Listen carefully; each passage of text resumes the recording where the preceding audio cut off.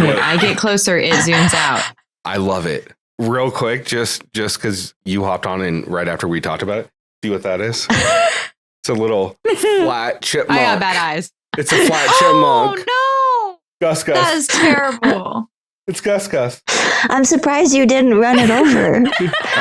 It looks like it already has been. The next time we see it, it'll look worse. So Look, I work in HVAC and it's been 105 for the last Oh my God. 10 days. So like I just haven't had time. It's been bad To run it over? to do anything. Like literally I come home and I'm taking phone calls. I'm stepping outside. 'Cause Literally, none of the kids know how to shut up. Like he's been working like nonstop. So he works hard for the money.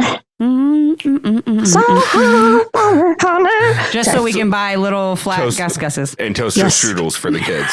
Toaster strudel. Whoa. No. Yeah, that's no, I'm gonna No, it's veto. awful. Yeah, you look like you're in a Tarantino movie. What the fuck is wrong with... Can you make it black and white?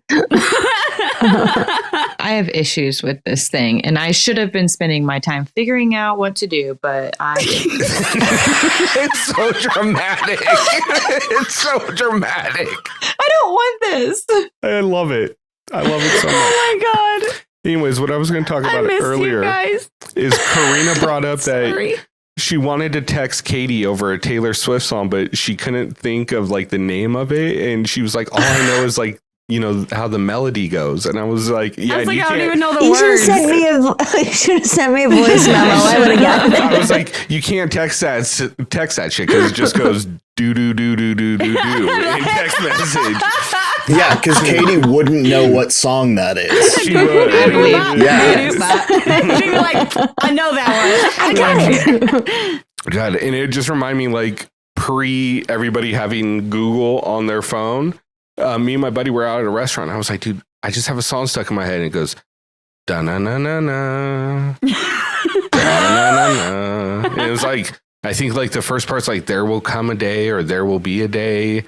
And we were fucking stuck on it for about 3 hours until we got to the house and we started searching online. It's Prince, Diamonds and Pearls. I don't know. So I actually knew that immediately because today there is a Prince cover band in my town and my grandparents went to it. Oh, that's Stop so it. cool. That's adorable. Yeah. That's awesome. I love that. The guy who does the Prince cover band, sometimes I'm like, how did you get this job? Why How are did you? this happen to you? What a character. Maybe his webcam just kept zooming in on him and he just went with it. Just embraced it. She's going to murder you, Tony. What? Is my Wi-Fi off? Mm-hmm. It is. Okay. I was just curious because that little fucking thing keeps popping up. That's what My she bad. said. Oh, you got that. I've been getting her all week with that shit. Like she came home from the store the other day. She's like, "Did you see the melons I got?" I was like, "Every fucking day." I love those melons you got, baby. I got a good deal on watermelons and cantaloupe at the store. I was like super proud of it. And this motherfucker is like, yeah, I see him every day. I was like, yeah. First of all, that's not how I said it, but all right. That delivery was horrible. I don't know. It was pretty spot on. Listen, we all have voices for our husband. When I talk in Gary's voice, that's not what he sounds like at all.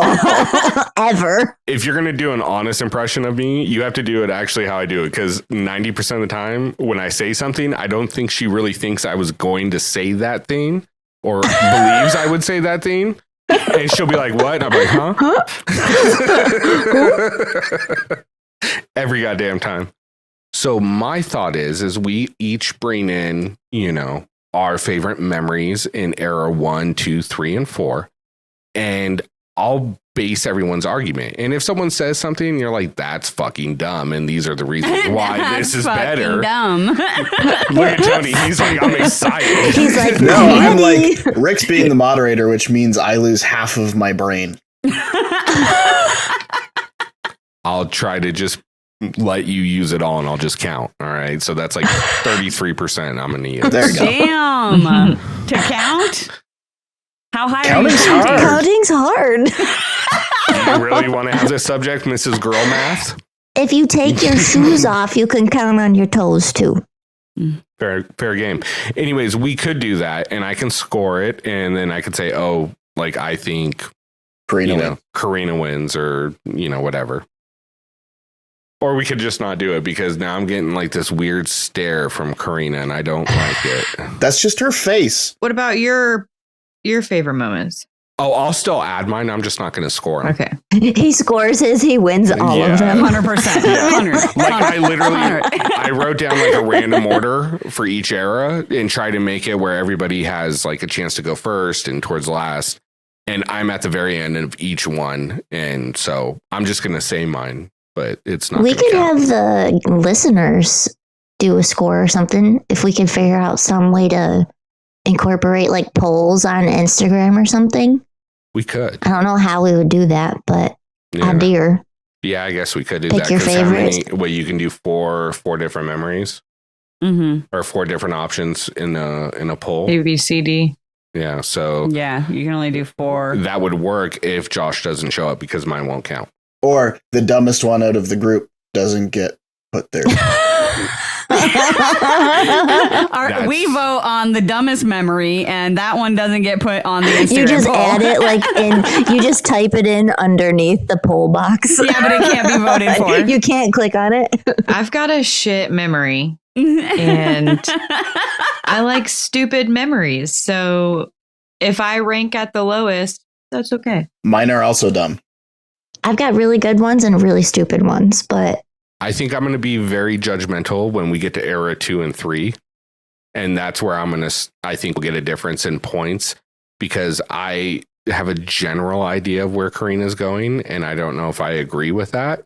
For what? For season 2 and 3? Not season 2 and 3, but era. I mean, era 2 and 3, whatever. Yeah. I think I'm going to disagree with you on those, but we'll see.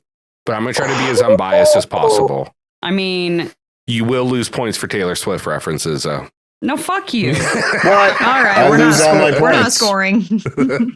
you don't tell me. Negative. My videos piss me off. Are you a fist away? I'm sorry, I'll never let it go now. Actually, my video is pretty Every good like time we this. get I might on- have to stay here. Every time we get on, I'm just going to be like. Now all I can think of is a hawk video. Oh, no. Hit it.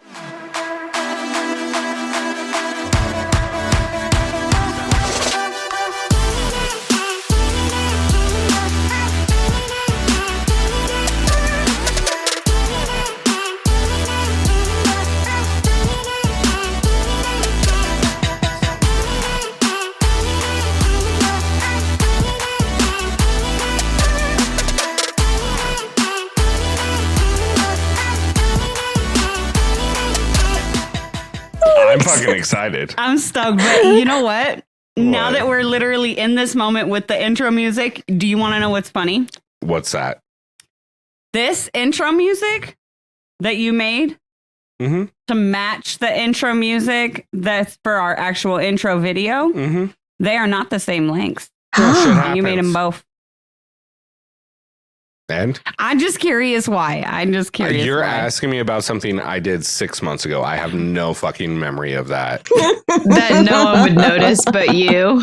Yeah, that played zero part in going into long-term memory. It's gone. It happened and then it rolled right off the fucking cliff, just like an Inside Out. That's where we're at. Oh my God. I got too much other shit that I gotta store up here. Like, I gotta pay the water bill. No storage room in the cloud. No, we're running max bandwidth. Gotta buy more space. It's been out for a I'm while. slowly getting rid of lyrics that I used to fucking love, like Slim Shady LPs about to go. Right? Do you I still know. remember all the lyrics to Oxycontin by Lil White? No, that went many moons ago. Okay, well, good. You're off to a good start. Yeah, no. Maybe I probably have an ICP song stuck in there somewhere that I got to get rid of. As you can tell, here at the Challenge Fandom Podcast, we haven't missed a fucking beat. Right back into it. Nothing, not at all. No difference. No Well, change. we strive for excellence. And we Or at least never hit it. consistency. We never hit it. But we're consistent about never hitting it. Facts. Oh my gosh. Anyways, my name's Ricky Hayes. This is my beautiful wife, Karina Hayes. We've got Katie, Bad Blood Pahura, Alexis, Tex Rawson, and making his triumphant return. Actually, it's two people. Their triumphant return. But it's Tony Stats and Info Lance. Welcome Howdy, back, howdy. gentlemen. Thank you. And thank you. He's alive. He's alive. Back among the living. I'm glad to see that you are not playing a role in Dawn of the Dead anymore. Yes. Oh, 3.5 weeks of being sick with a chest infection is more than enough for me. Yeah, no, thank you. Yeah. Look, I just know that everybody lately has been down with the sickness. And with that being said, we're going to power through this because this is a fucking important episode. And look, I don't want to toot my own horn too much on this. I thought you were going to say toot toot. I was toot saying, toot, toot, motherfuckers. motherfuckers. Because Jinx. Diet Coke. You can tell me if I'm wrong, but have I not been calling 40 best of the best for like 3 years now, pretty much? Mm-hmm. You have. I've made memes and artwork for it. Mm-hmm. This is all because of you. I'm not saying that. I'm saying I just No, you followed you a really- pattern of what season 30 was and assumed what season 40 was going to be because it's not that difficult to figure out. You really did. You have been saying that since literally even before we started the podcast. And then since we've started the podcast, you've said it 100 bajillion times. With that being said. And then what I would also like to point out is when they started the crossover with, All Stars being on Paramount and all that stuff. And they started doing the, what was it? USA. Yes. Right? They did USA on CBS. And I remember we had a discussion and we were like, oh, maybe they might like in the future do like a CBS versus All Stars versus MTV kind of a thing. And then we also said, or they might do like a generational thing where it's like old school versus the middle school versus like the new school kind of a thing. And I remember we had a big old discussion about it on the podcast. I don't know what episode it was, but guys, literally, we've been talking about this being the theme for 40 potentially for 3 years now. Oh, yeah. So I don't want to say I called it, but I called it. What did I miss? Alexis's camera. this is so. I didn't even move, and it's like I don't know what to do. It's all right. Just Don't move. Stop moving. Stop Yeah, blinking. Don't yeah. breathe. No hand gestures. No sudden movements. I would say find the spot you're really comfortable in and don't I'm move not from moving, that. Yeah. You are. Still, but I'm still still doing zooming. it. I'm not even moving. It's That's, oh my God. And there it goes. Oh, Katie, you should do it with her just out of solidarity. I don't want to. I'm sorry. how is yours not doing it? Is what I want to know. I just turn it off. But when I turn off center stage is when it did the whole Zoom thing. I don't know, man. I got nothing for you. It's just a sick joke. This is why Katie is not our tech support. Just like Katie had nothing for Gus except for fucking acceleration and a set of Pirellis. I found him and sent him to Rick. Oh, R.I.P. Gus in memoriam. This season is for you. He won't be forgotten. And he's Never not going forgotten. anywhere. He's not going anywhere. Oh no, he's not. He's staying there.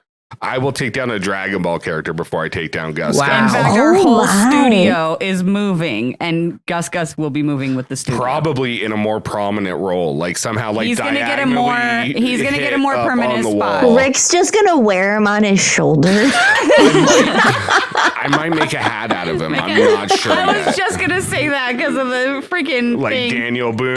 Like the, Oh my gosh. oh my God, that's Anyway. ridiculous. Anyways, welcome to the Challenge Fandom podcast. We're going to be breaking down season 40. There we are. Back. Full circle. That's what we do. Full circle. So I'm so fucking excited for season 40. It's gonna be so good. It's so weird to think about the fact that this show has 40 seasons, more than 40. It makes me feel really old. Yeah, but just of the flagship, it has 40 fucking seasons. Yeah, I feel ancient. That's crazy. And you know what? Why is there still an echo? I don't know. What is going on? I don't know. I've just not been saying anything. I've heard it the whole time. 6.5 hours later. It's whatever. I'll just ignore it. But yeah, it just was throwing me off. I was like, what the fuck? But What's going on?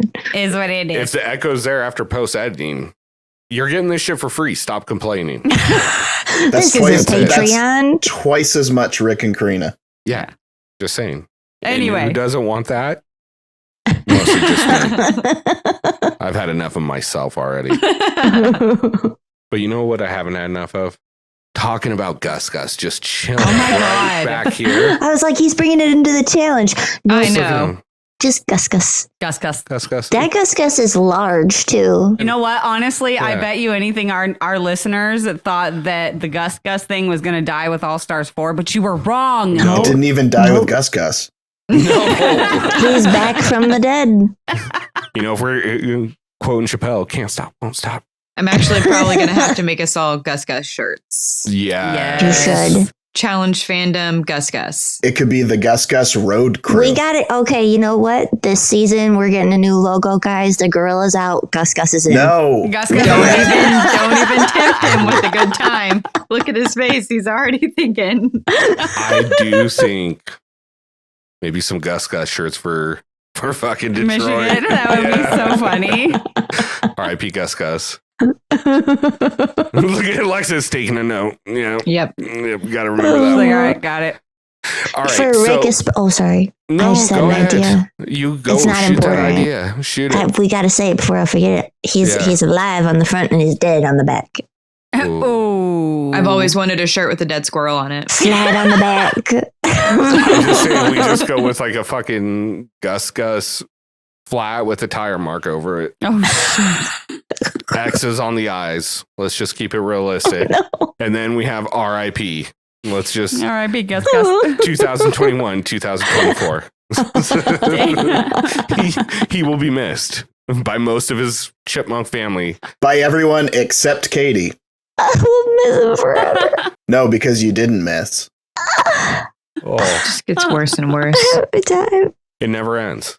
Just like us recapping the challenge, because that's what we love doing and talking shit. I keep trying to bring us back, but Yeah. this time it's going to stick because For the 40th time. exactly. Jesus Pun intended. Christ. Talking about season 40, it's called Battle of the Best of the Best from different eras is the theme, but it's called Battle of the Eras. Battle of the Eras. It's going to be premiering on August 14th. They're filming in Vietnam, which I don't remember them ever filming in Vietnam before. I don't I know don't if they recall have. that either. Mm-mm. Look, like I'm going to say if it was Thailand, it'd be a dead giveaway who was going to win. Facts. Just putting that out there. Facts. But Vietnam, that's a whole new ballgame. I don't know what's going to happen. So this season, they're going to be playing first place gets $400K each. So not too shabby. Second place is 75 for each contestant, and third is 25. So they're giving away $1 million total. I'm happy with them doing at least $1 million for season 40. I'm good with that. I'm good with that. That's what they did for 30. You know what I mean? So I'm cool with that. I like it. Now, my question is, it specifically said 400K each. Okay, so we are going. I'm not saying I got that information from the most reputable. Okay, but I also wasn't think from Entertainment Weekly. You know what I mean? Well, regardless, there's more than one winner, and that's always a plus. It's a step in the right direction. Yeah, that's a really good step in there. I hope it's male, female for each, first, second, third. You know what I mean? I hope it is each. I mean, I guess it has to be because 400 is 8. Yeah. Math, that would equal 1 million if you added those maths up. How much of your brain do you use for math? Like 3. Okay. It shows.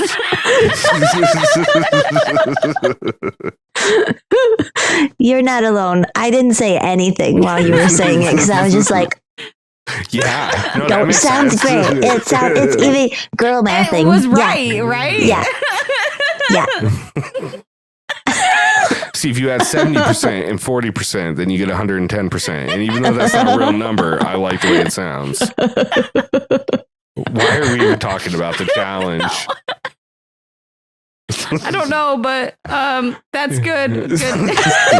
So yes, it's $1 million total prize giveaway That's good. from what we've heard.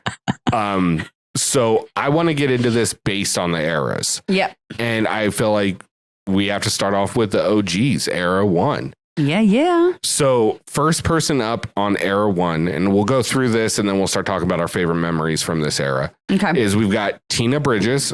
This is going to be her 9th season. Her very first season was The Gauntlet, which was season 7. We've got Katie. This will be her 12th season. Yeah. Her first season was also The Gauntlet, season 7. I was actually shocked when we were doing and just really quick, just for everybody listening, and all the people out there like, meh, meh, meh. We are counting flagship seasons and all stars. We are not counting and also we will be counting world championship just because there were flagship players on. We're not counting spring break challenge. We're not counting champs versus stars versus pros versus whatever, all the other forms of that they did. If you want our breakdown of what we consider a season, we did a whole thing with challenge historian. No, it was Drew. Was it? Oh, it was Drew. You're Yeah. right. Why did I think we did it with historian? Yeah. Do you want me to re-say that so you don't sound... No. Okay, cool. Anyways. No. She said what she said. We did it with Drew. Yeah. That's we I did it remember with now. Drew. There we go. What I did notice about a lot of these people is you get chunks of people from the same season. Yeah. It's not like you get representation from every individual season that happened in that era. But after Katie, we have Anissa. This will be her 18th season. And her first one was Battle of the Sexes, which was season 6. And then we've got Brad. This will be his 14th season. He's got 1 win. And his first season was Battle of the Sexes 2, which was season 9, which is also the same season that we're getting Derek from. And this will be his 14th season. And of course, he's got 3 wins. Yes. So this is what DK's first flagship since Dirty 30? I believe so. Oh shit. That's kind of wild. Like, That's if a you minute. think, Yeah. and I know Challenge Mania had mentioned this, but DK has done season 10, season 20, season 30, and now 40. season 40. That's cool. Dude. After 40, he's getting prepped for season 50. Yeah, dude, DK's don't stop, won't stop. Bad boy. Oh. Dude, Can't stop the pitbull. he's a specimen. Honestly, I was actually, again, looking up the stats and stuff. I was kind of shocked because for some reason, I thought that Derek started earlier than that. I did too. I thought he started earlier, like season 6 or season 7. You know what? I guess when I was looking into it, I figured it out, but I can't say why. I don't want to give it away. Thanks for that. But no, I love Derek. And it's like, honestly, I don't think he gets the credit that he deserves for how fucking badass he was especially in the early stages of this game. Oh, heck yeah. Or this 100%. show, I guess I should say. So after that, we actually get one of Derek's close allies from All Stars, which was Mark Long. This will be Mark's 9th total season. Of course, he's got 2 wins, and obviously his very first season was season 1, which was Real World versus Road Rules. It feels weird that like it's only been on 9 seasons Yeah. because Mark is so synonymous with the challenge. He's Mark, the Godfather. He's not even done double digits. Yeah. Not yet. Let's No. hope for All Yeah, Stars but 5. he's the Godfather, like you said. Yeah. I'm excited. I'm going to go through the rest of this, but overall theme is I'm really excited with this era. This Dude, is they- a phenomenal Yeah. era. They did a really great job. Like, I know that we're going to talk about a couple of misses, the quote unquote misses, Yeah. but And misters. Dude, this era stands a good ass chance. That's for sure. It's a badass era. Yeah. It's stacked. Yeah. I mean, so after Mark, you get Rachel Robinson, 9 seasons, 2 wins. And her first season was the same as Anissa, which was Battle of the Sexes 2. Or I'm sorry, Battle of the Sexes 1, which was season 6. Mm-hmm. And then we get Darrell, which is 15 seasons, which I thought Darrell was a lot lower. But then I was like, well, he did 3 all-star seasons in a row. He did quite a few of these latter seasons from like Invasion, Dirty 30, you know, so on and so forth. Yeah, no, his win to season percentage was a lot better before he came back for these newer seasons. Oh, yeah. All these all-star seasons. 100%. I mean, he's still a dangerous competitor. Mhm. You know, nobody wants to really see him in that Nasty. final. Yeah. Nasty. We get one of my favorite people back. We get Jody back. And this is her going to be her 6th season, 2 wins. Her first season just made the cut off for Era 1. And that's Inferno 2, season 10. Mm-hmm. I'm stoked to have Jody back. Heck And yeah. Gosh. Yeah. like, I almost would, I'm going to go out on a limb and say this. If Jody wasn't in this era or on this cast in general, it would be a huge fucking miss. Oh, yeah. Huge Absolutely. fucking miss. Because she was such a big representation of that first era Mhm. Yeah. and going into the second era. Yeah, like, and that's the thing. Like, and obviously, again, it doesn't happen until Era 2. But, you know, Jody was the first individual female winner. Like, I think that people forget how good of a competitor she was. Mhm. I think that some of her earlier seasons are outshined a little bit by like her edit, because she very much kind of got the, you know, the emotional kind of edit, you know, where they were often showing her like crying and, you know, like just stupid stuff like that. And, you know, so I fucking love Jodie, and I'm so excited she's back for this season. 100%. And then last, but obviously not least, we got the GOAT, CT. This is going to be his 20th season. Wow. Obviously 5 wins, and his first season was Inferno 8. No. Or Inferno season 8. Sorry. I was like, fuck. Inferno 8. God damn. We Like, missed oh, something. That's a lot of I've seen that Infernos. one. We're in the future. It's like that fucking from Tropic Thunder where they show all those Ben Stiller sequels. Oh my God. Yep. Do you guys think they'd be allowed to do another Inferno? Because like, weren't those Ooh. when they were like in the elimination ring was like a giant fire jail cell? Right. It was so fucking badass, dude. Yeah, no, Everybody was, so cool. wearing Ed Hardy. yeah. It was the shit. Everybody Yeah. wore their Jeans. own clothes. Yeah, there were no uniforms. uniforms. They just wore their own clothes to the dailies and to the eliminations and stuff. Like, The episodes were like 25 minutes. yeah, 20, 25 minutes long, and there was like 9 of them to a season. There was like 9 episodes. Like, it was just craziness. But like, I don't know. I loved the early stages of the show, and I really love that they're kind of breaking this up. Mainly just because it gives us an opportunity to also break up the eras and these different sections of the show, which we have talked about endlessly ad nauseum about how these things should be separated. Because how do you compare, you know, Darrell's 4 wins in the early stages to, you know, Jordan's 4 wins? Like, how do you compare those? How do you compare those two things? They're very different. You know what I mean? And so then it's like, oh, you know, obviously like Jordan's look more difficult and his were like solo and blah, blah, blah. So then Jordan gets the edge and Darrell gets kind of tossed to the side often. And so I feel like this kind of situation like gives room for more of even like these older people to get that appreciation, to get that acknowledgement for what they've done to get the show to 40 fucking seasons.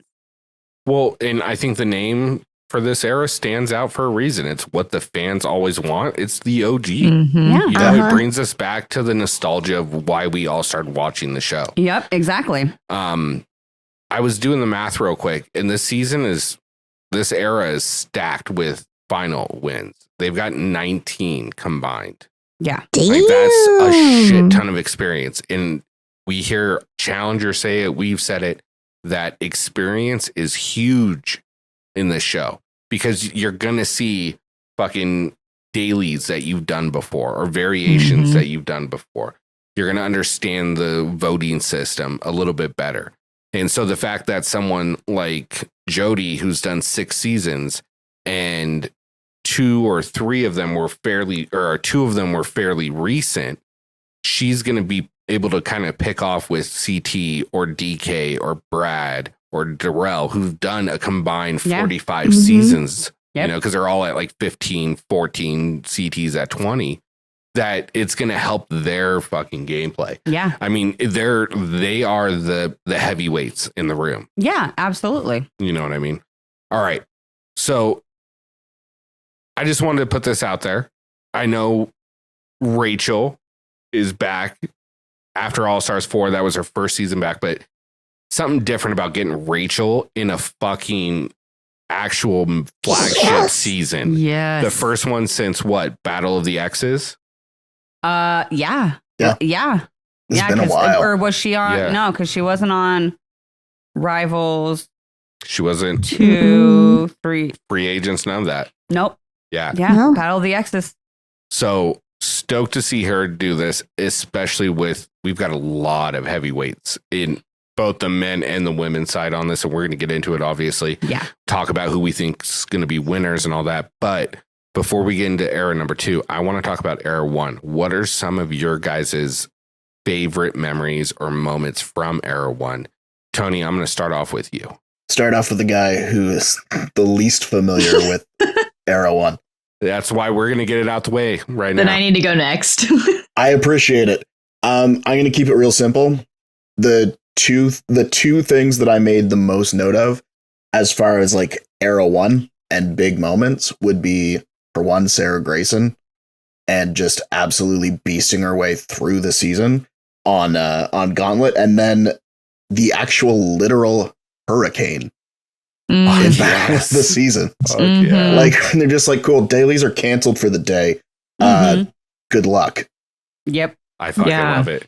I am going to bring one up later, but I will hold mine till the end since I'm kind of scoring your guys' argument. I'm sorry. We're scoring. Okay, go ahead. Sorry. Yeah, it's cool. I mean, unless you don't want to do that. If we're just talking, we're No, just I don't. talking. It's fine if you want to do that. That's fine. All right, well, whatever. Fuck it. Oh, damn. Damn. What? Katie, your turn. I have 2, so I don't. Tell them both. Okay, well, we gotta go with Brad's wedgie, guys. It's a classic. It's a necklace now. That's one on my list. Yes. Yes. We just have to. And I even love, I don't know if you guys saw it, the challenge Instagram page. They shared a clip of everyone watching like old clips from the show. Yeah. I just loved what Brad had to say about it. He was like, guys, I didn't know I acted like that when I get to that level. And he's like, you know what? I never did that again. I do appreciate that and the fact that he like owned it or whatever, but it still was just like such an iconic moment. It will forever be. Yeah, and so it's also like it's hard to be like mad at Brad for the reaction because it created such an iconic moment, and then it also like it gave us multiple moments because we also got this confessional shortly after. Congratulations, you're a meathead, son, but you know what? Don't ever put your hands on my underwear. Yeah, and that's the thing with this moment is you have to encapsulate everything that happened. Him outside of the van arguing with Derek, you know, just back pissed. to the house, like no shirt, pants like falling off. Oh, almost Oh on my the God. ground. Yeah. So good. Oh my God. So fucking good. Yeah. All right, so what's your second one? The second one was a silly one too, and it's when DK gets run over by the golf cart with the Miz and Mark and all them.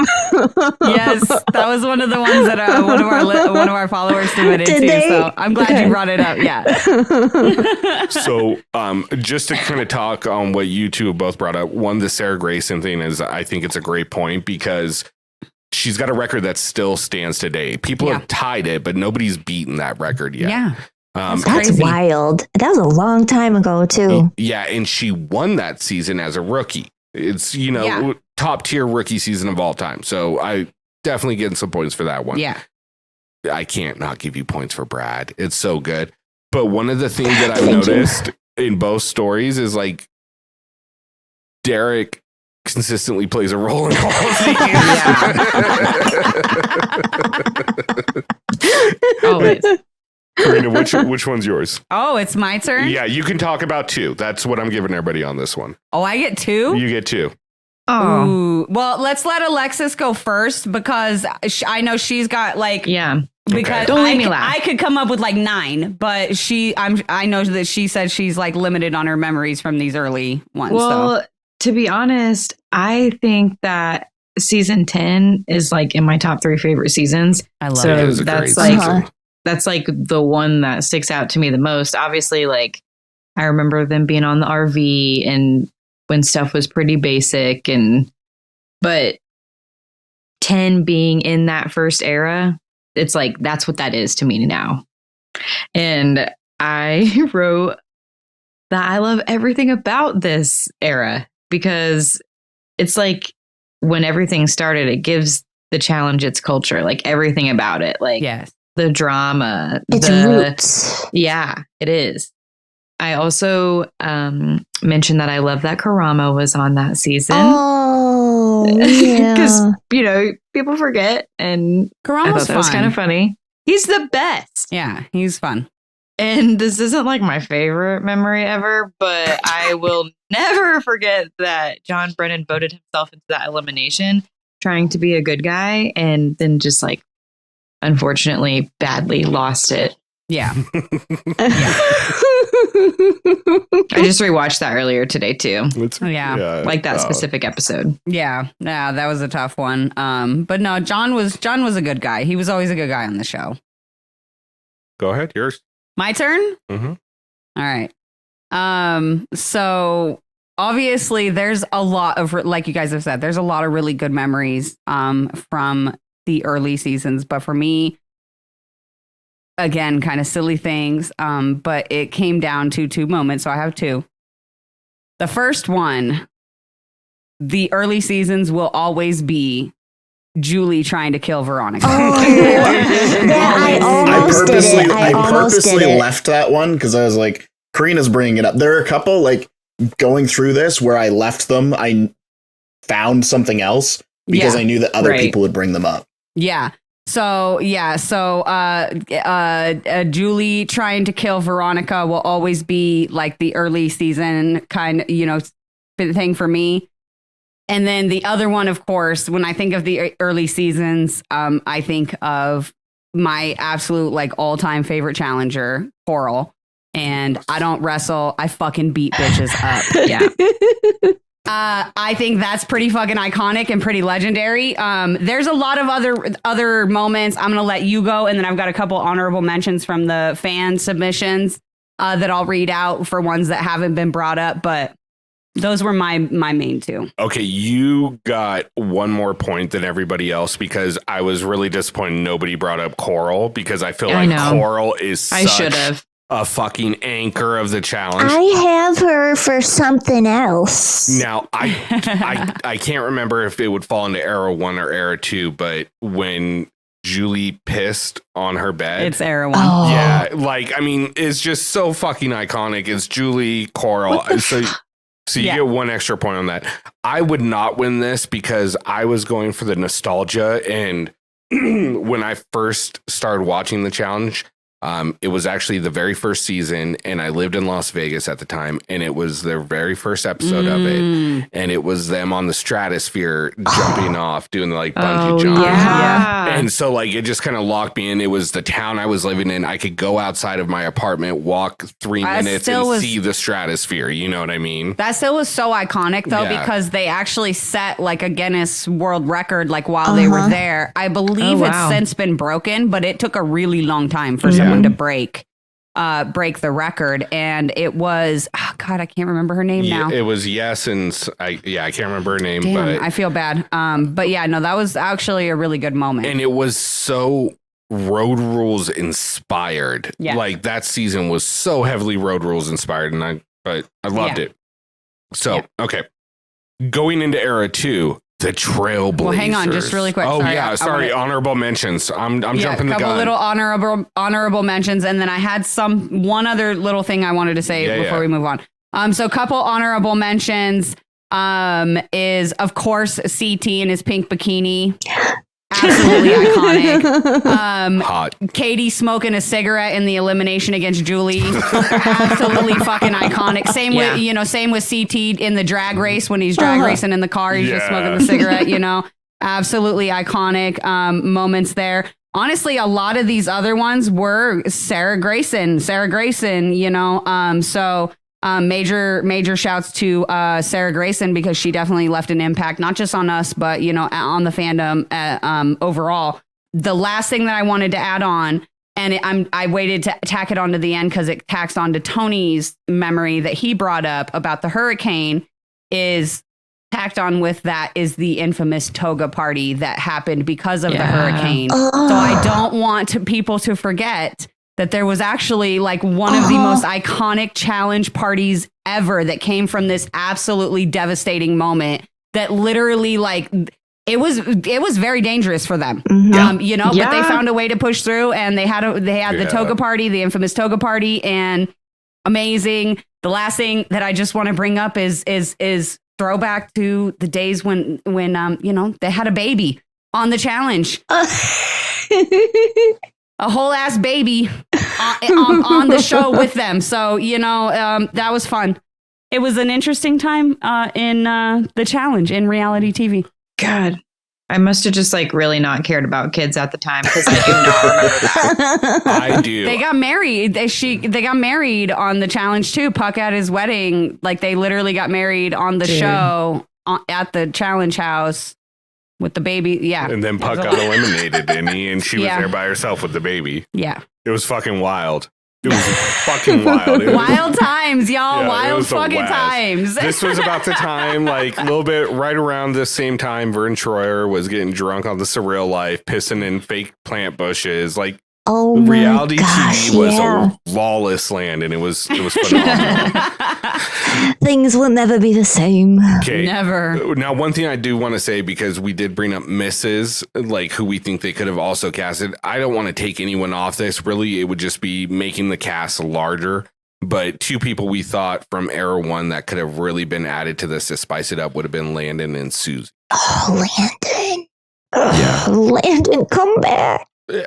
Those are the only people, outside of maybe Veronica and stuff like that. But I do like the fact that they brought someone like Katie and and Rachel. Nobody swears like Jody. Katie. Yeah. And the only bad part is it's on MTV and not Paramount, so we're not going to get it unedited. Anyways,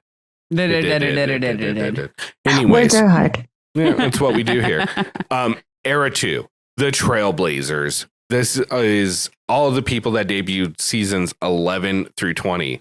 Now, a lot of these people are people we consider the golden age challengers, but they mostly debuted during this first part. Right. And you know what? I do like the name the Trailblazers. It's almost to me, this era was the one that really defined the social gameplay of how the challenge would play out for the following years. Yeah. And so the Trailblazers is a decent name, but I think it's fair because it's, and it's kind of we did the Mount Rushmore thing where, we had the pillars. Mm-hmm. And I think of that as the OGs, they're the pillars of the game. They're the frame, the structure, and then the Trailblazers kind of, paved the path for how the game was going to be played later. So I feel like it's a fair name for it. And I fucking love the cast that they put together for Era 2. Yeah, I really like it. I think there's a couple obvious ones that are missing from this one, and we'll get into those. Right. But let's jump right into this. So up first, we got Derek Chavez. This will be his 6th season. He debuted on Cutthroat, which was season 20. Yeah. And look, I like Derek on All Stars. I'm glad to see him back on the flagship, especially coming off his first final appearance on All Stars 4. We got a good edit of him. Finally. Yes. Let's keep this going. Yeah. Let's keep this ball rolling. Because Derek could really be one of these, I think, top competitors and also really entertaining for the show. Yeah. You know what I mean? Up second, we got Nehemiah. This is going to be his 8th season. He has one win, and he debuted, and this surprised me because I thought it was a later season, but he debuted on the Duel season 13. Mhm. Oh yeah. Yep. And you know what? Honestly, I think it holds credence to what you were saying earlier when we were talking about like, oh, we're going to get like kind of like a generational thing or like a crossover, because we're getting a lot of people that were heavy on All-Stars those first 3 seasons brought over to the challenge for this flagship season. Up next, we got none other than the GOAT 2, Bananas, with 24 seasons, 7 wins. And he, of course, debuted on the Duel season 13 as well. Go ahead, Katie. I know you're stoked. I'm so fucking excited. I'm surprised you didn't wear your Bananas sweater. It's too hot. It's too hot. Otherwise, I would have. I'm so happy. When I was going back through moments, I just kept finding like so many of the funny ones. And you gotta admit, the man, he is just so funny, and he brings like the pranks. Just I can't. I'm so excited. I am really glad to see Bananas in a house full of people he fucking knows well. Yes. And not all of them are his friends. What's going to happen? What's going to happen, guys? Or intimidated by him in any sort of way. You know what I mean? So it's going to really test this theory of let's see how good Bananas is. Well, and here's my thing. And I know we know he's really good. Sorry. Yeah. Sorry, and I don't mean to cut you off here. I just want to say this because I'll try to keep it in my head to bring it up later, and then I won't, and I'll be mad about it. So I'm just gonna say it now.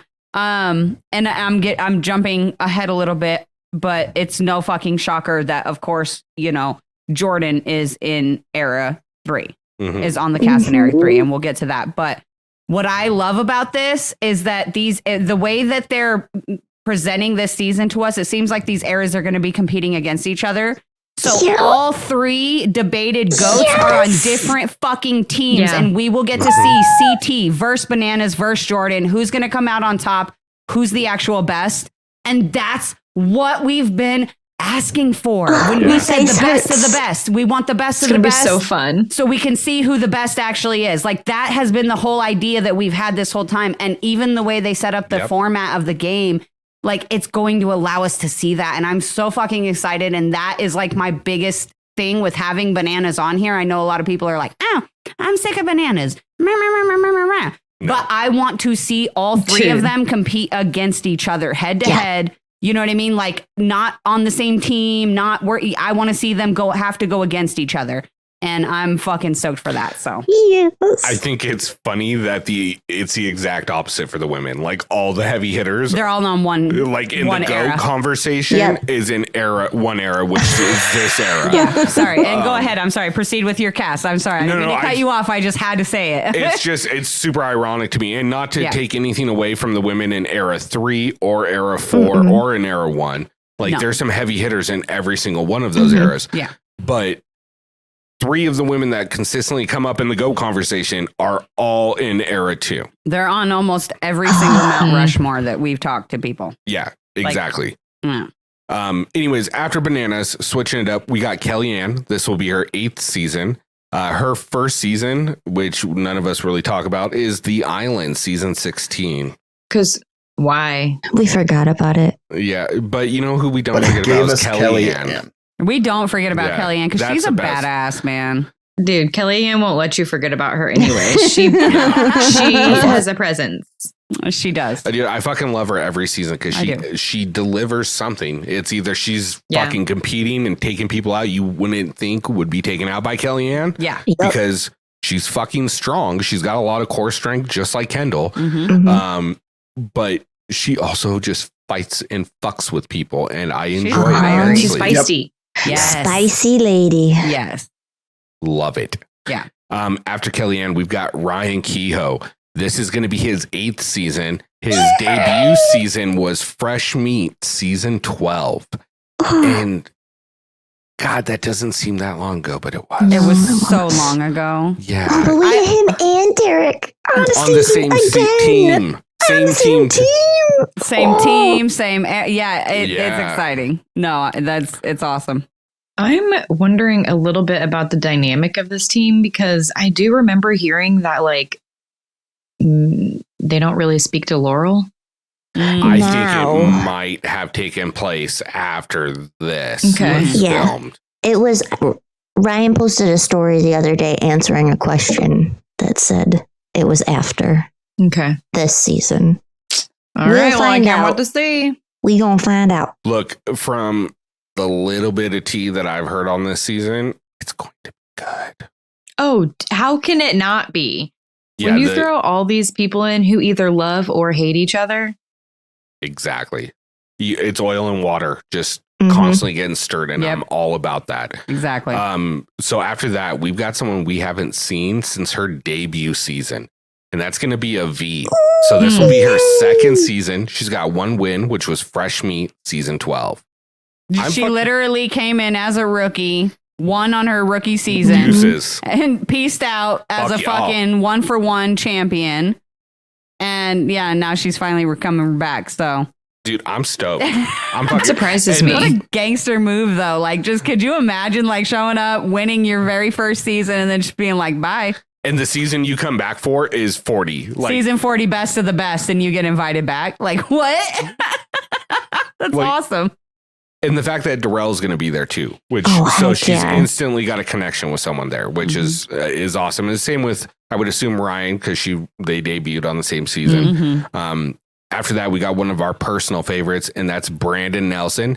This is going to be his 7th season, and his debut season was Fresh Meat 2, season 19. Yeah. And once again, stoked to see Brandon getting back-to-back play on All Yes. Stars 4 and Yep. then now on season 40, which, and the amount of press and what they should be putting forward for season 40 from MTV to really, especially with this new acquisition that's happened with CBS, Viacom, Yeah. all that, they are in an opportune spot, and I think they picked a really good cast, especially with having someone like Brandon, Ryan, Derek in this, because they're going to bring a lot of extra to this era. Mhm. Yep. Okay, now we're getting into the heavy hitters of this on the women's end on this era, and the first one up is going to be Emily. And this is going to be her 4th season, Emily Schramm, in case you're concerned. So excited. She's got one win, and she debuted back on season 20. Cutthroat barely made the fucking cutoff to get on this one. Mhm. This is her first season since Rivals 2. Yeah. Dude, and didn't she only do like 3 seasons or something? Like 3 or 4? This This is is her her fourth. 4th. So That's she did wild. 3 seasons 2 before finals, 3 finals, 1 win. But she made that much of an impression on Yeah. us. Like, No, 3 seasons, 3 finals. this. Yeah, 3. Yeah. She's never not been to a final. Yeah. Even on seasons we don't count, which like Champs vs. Stars, where she won. Yeah. yep. You know? So just Wow. a beast, and I'm I'm stoked. so happy. Gang for Corey, because I know Corey's stoked as fuck Aw. to have He's Emily so back. excited. Oh my God. Up next, we got another GOAT, Cara Maria. This will be her 16th season, I believe. She's got obviously 2 wins, and her debut season was Fresh Meat 2, season 19. Coming in hot, did a little guest spot on 39, comes into All Stars 4, basically has that whole storyline revolving around her, Mhm. and now right into season 40. And I'm going to be honest, if she wasn't in here, we couldn't call it a best of the best. No. And Nope. I'm stoked that she's going to be in here for this. Yeah, I am too. With all these heavy hitters. Yeah. Can we all just take a second to be thankful that Laurel, Cara, and Nicole are not on a season together again? God. I just needed a fucking break from the 3 of them. The 2 of them, fine. Yeah. Been dealing with those 2 forever, but like, I think Yeah, I think the common denominator and who we don't want on this season is Nicole, because Yeah. our subtitles are finally getting a break. I've already heard enough. At least until, never mind, I'm not even going to say. Yeah, we'll get into that at a later point. Yeah, I won't say anything. Well, speaking of another person in this relationship is Laurel, Miss Goat, Miss Laurel Stuckey, 9 seasons, 2 wins. Her most recent one being obviously the last one that just aired, All Stars 4. And her debut season was also Fresh Meat 2, season 19. Look, this fucking women's cast on this is stacked. I am so stoked to see these three Literally. women work together or compete against each other. Either way. Mhm. Either fucking way. Yeah. If they have to work together, that's phenomenal. That is going to be insane to watch happen. And then we're just going to sprinkle in a little Kellyanne with it. Just to see what happens. Oh, You know wow. what I mean? To throw in some chaos. Yeah, like see what happens. Yep. I'm super excited. Taking a look at this, what we've got, Bananas with 7. Oh, he glitched. I glitched. Yeah, wait. 3%. Oh, it wasn't enough. You needed 34. 14 total wins. 14 total wins in Era 2. Okay. Era Wow. 1's still up 4, but I mean, Bananas is definitely carrying the lion's share here with 7 I of was the going to 14. say there's 14. Yeah, Yeah. Bananas has half of them. Yeah, so I mean that kind of tells you who's been the face of the challenge for the last fucking 20 years. Oh my gosh. That's So, pretty funny. Yeah. Not 20, quite 20, but close to. Yeah. All right. So Era 2, we've got some really, really iconic seasons in here. The Fresh Meats, we've got Cutthroat, we've got Duel. That's a Duel 2. There's too many. There's This the is Ruins. fucked up. Fuck, There there's is. even the Island. There's some moments in there. I want to go through, and I've got a random order that I picked. And Karina, you're up first. Are you kidding? You want me to go first? I want you to go first. Oh, Two. someone's gonna take mine too. I know someone's gonna take mine. I figured somebody is. Okay. So- I was gonna say, I will I give think Karina we're all back I to think back. we I was all gonna know say, what we're thinking. so. I don't think that I should go first in any of them because I'm going to have a slew of options and I don't want to take somebody else's like 1 or 2 option. You know what I mean? Like You're so kind.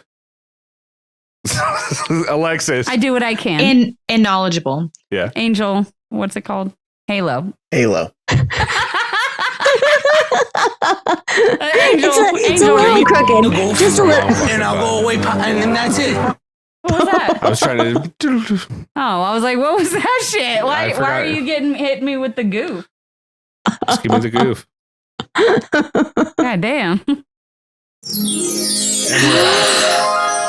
Fresh start. Fresh start. All right. You know who didn't get a fresh start? Gus. Oh my God.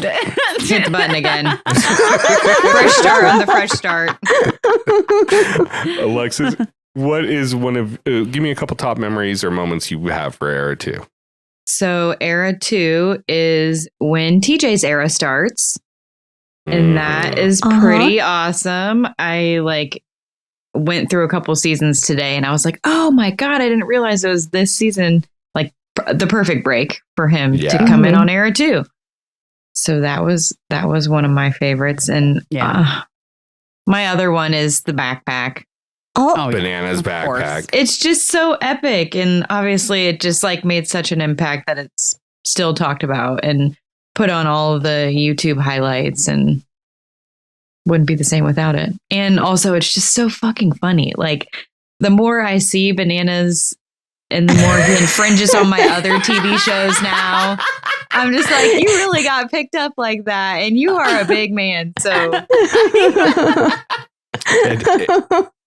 I think I might go as that for Halloween, to be honest. That's probably a good Banana show. backpack. I like that. Yeah. Easily probably the most iconic moment in challenge And history. ever, yeah, possibly, yeah. So you're definitely getting extra points for that one. I too. also, Okay. sorry, I just want to tack something on really quick to her mention of TJ's for starting his Yeah. era, TJ's first season 11. I love that on TJ's first season, he almost gets into a fist fight with like the biggest fucking dude Yes. possible. Fuck yes. And like squares straight up to this dude, like looking straight up at him. Like Cyrus was so much bigger than TJ, but he was like, "What's up?" Like he was not gonna back down. So I just wanted to throw that one in there. That's not my memory. Don't count it. It's mine. You can count it. I wanted to tack. Oh, was it really? Yeah. Are you friggin' kidding? No, See, it says this is why I can't TJ. talk. It says TJ almost getting into a fight with Cyrus his first season as host. Oh my God! See, this is why I'm not gonna talk no more. I'm not tacking no shit on till the end. Yeah, you probably shouldn't. I really thought Alexis was going to say mine. So I'm surprised. And it wasn't either of them. So There you go. Okay, Tony, go ahead. You got TJ fighting Cyrus. I will let Katie go because she might say mine, and considering I already jumped on. No. I've got an order. You go. I have options too. Mine's from the duel. How am I doing, Katie? Is it from a daily? Is it from a daily? Yeah. It's okay. So just Katie and I just conferred, and we jointly think that DM taking her wig off for the daily deserves every mention. All of them. Absolutely. All of them. Deserves all the points. All the points. I do have another one that ties into it, though. So. What's yours? What's your tie-in? Just DM and CT. Their little love story. We all know. Yeah. I love love. I love watching love. I won't say what Rick doesn't want me to say. Say it. I won't take a point. You get one pass. You know, we got Taylor and Travis now. We had Travis and we had CT and DM then. I was like, who the fuck was Travis? Yeah, me too. Travis. Like it's something about stands Travis. for. No. But So funny. Love it. just iconic. They were so sweet. It was so cute to Yeah. watch them, and People who I talk to about the challenge who they're like, oh, I think I remember. And they're like, oh, yeah, that CJ guy and that DM girl. that's and I'm not like, his name. I'm like, well, you were very close, but you remember them. And CJ comes later. Yeah. In Alexis's head, all of a sudden, Nuck If You Buck starts. Yeah.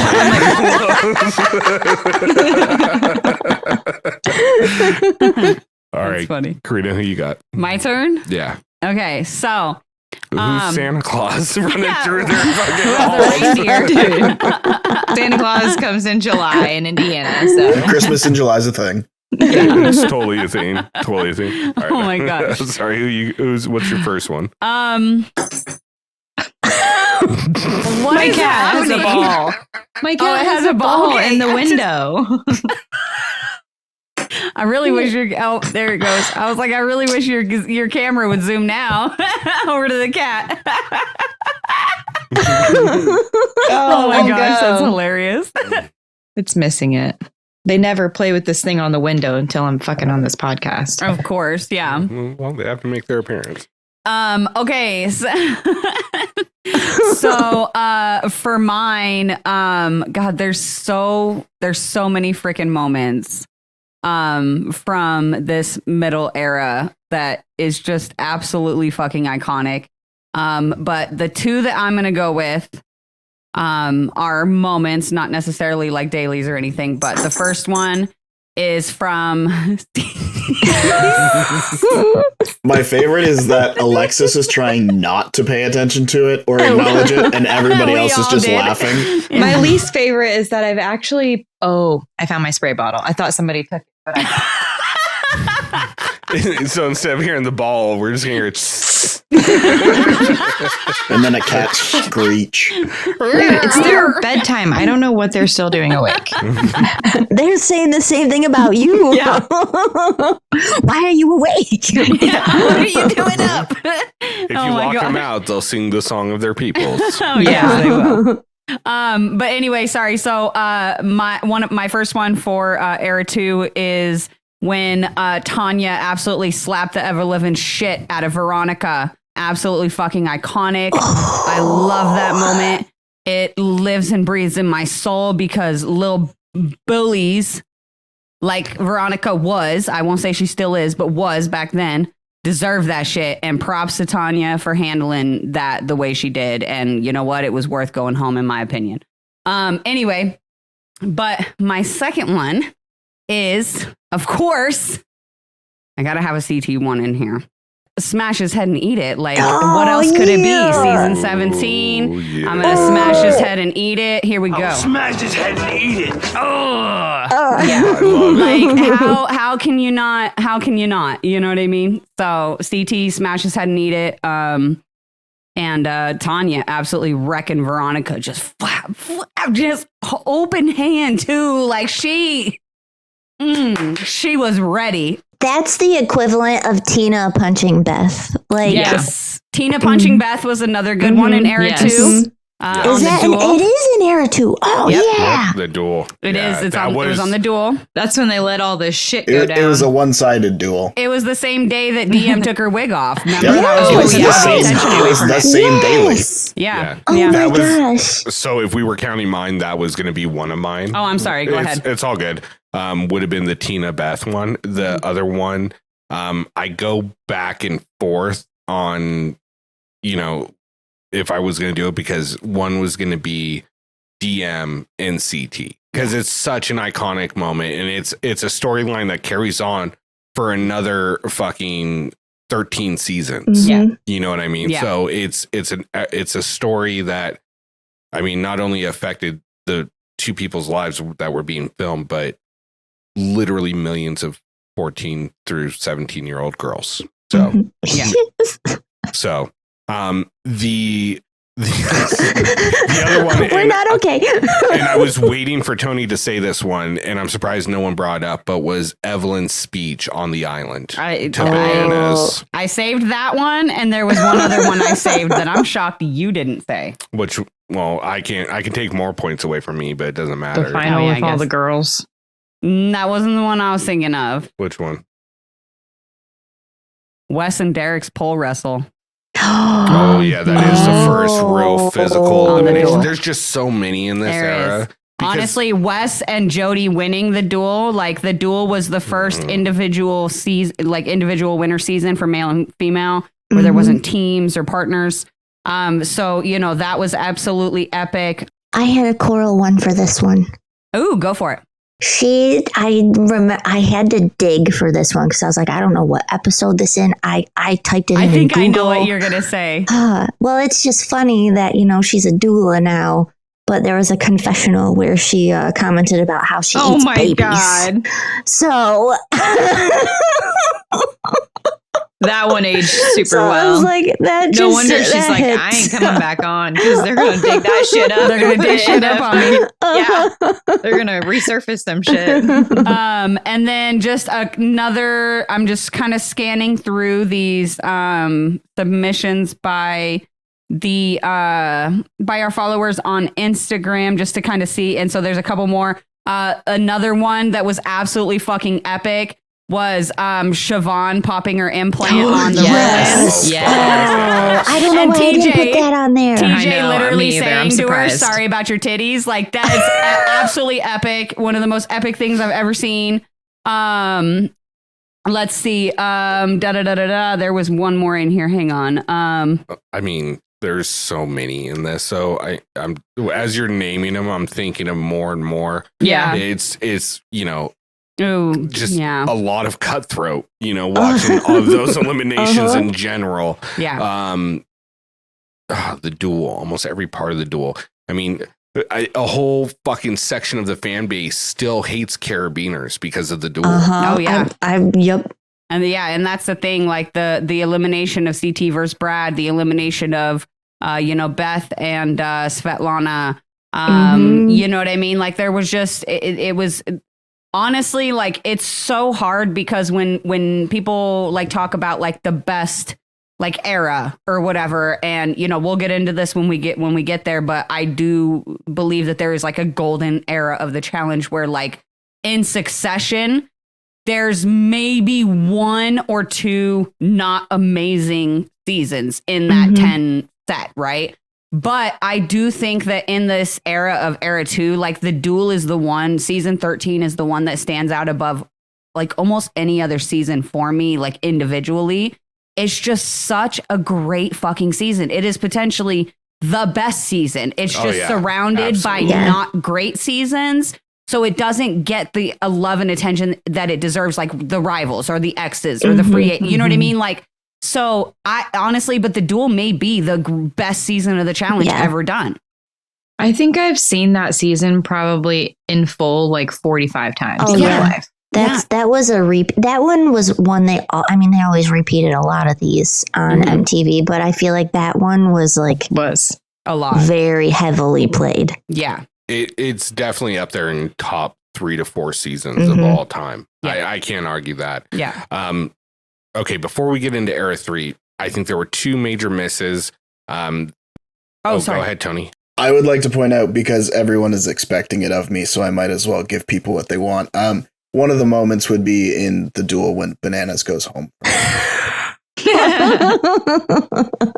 Especially like looking at it in retrospect of like how Bananas is perceived now as being in conversation for one of the GOATs. And then he was the very first person that went home from somebody from his own show. Yeah. Oh, yeah. Yeah. Well, he got him back. Eventually. And won with him. Yeah. It definitely didn't foreshadow his future success on the fucking series. You know what I mean? No. But it took him a while though. And once again, like just like on Era 1, I wouldn't want to take a spot away from anyone in Era 2 because I think they've all played a pivotal role in this.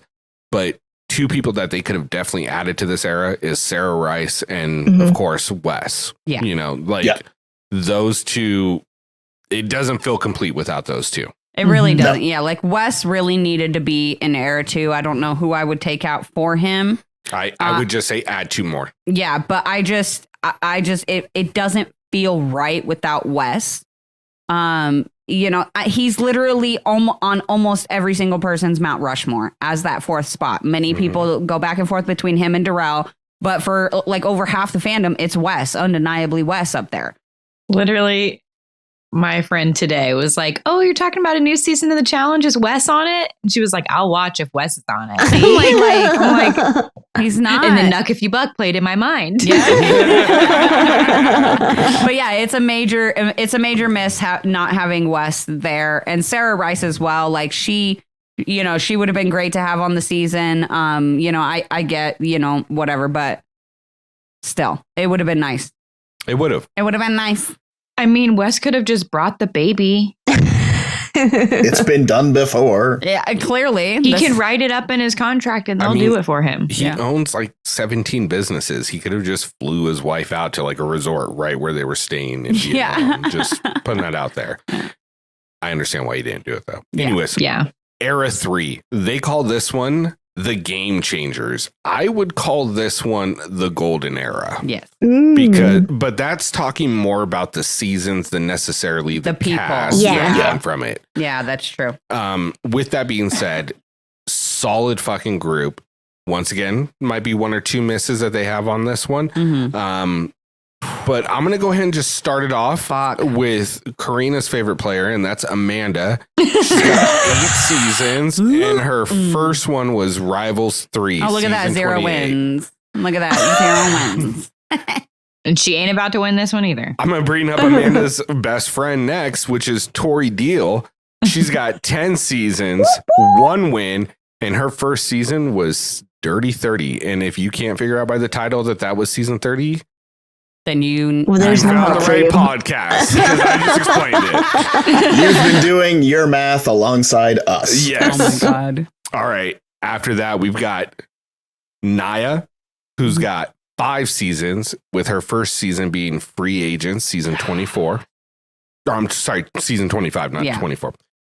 Then we've got Corey motherfucking Wharton. Yeah. 11. This will be his 11th season. And he debuted on Battle of the Bloodlines season 27. Oh, wow. Yeah. And you know what? It's about damn time Corey came to the flagship again. Hell yes. Yeah. I'm gonna need I don't know the words. I just know It wouldn't have been as great without that dance you guys both just did. It's the TikTok dance, didn't you know? Missed it. Look, I think Corey with this group around him is gonna shine. You know what I mean? Absolutely. I'm so happy he's back.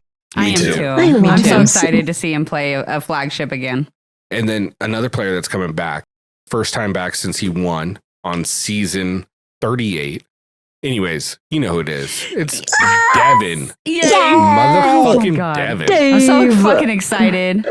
Dave is back. Dave and Dave are back together. Yep. What? I saw a picture of him with Michelle the other day, and he is looking Very less happy. Dave and more like Dave. Look, I will just say, I was like, Devin, dang, all right. Devin has always been Dave for me. Like, he's always been hot as fuck. I don't like, but I keep seeing people say this.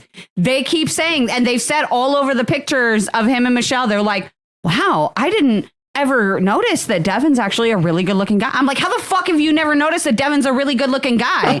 He is so fucking cute. Like, I just feel like he really cleaned up. Like he got did. a real good haircut this relationship. He did. And he's like wearing his nice clothes and he did clean up. Yeah. I don't know that Devin has ever had a different haircut than the one haircut. yeah, well. He looks good. He looks happy. But no, I've always had quite a bit of a crush on Devin. So I'm like one of those people in the back, like, what are you guys talking about? What are you guys talking about? But keep in mind, I put him on my Rushmore and kept Bananas off my Rushmore. So I love Devin so much. I mean, I'll always love Devin after meeting him in Indianapolis and him smoking a cigarette and farting outside and then blaming it on somebody else that was around. That's amazing. I love it. Fucking young dagger. That's my kind of people. So Master and Commander. this will be Devin's 8th season. He's got 1 win, and his debut season was Rivals 3, season 28. Yep.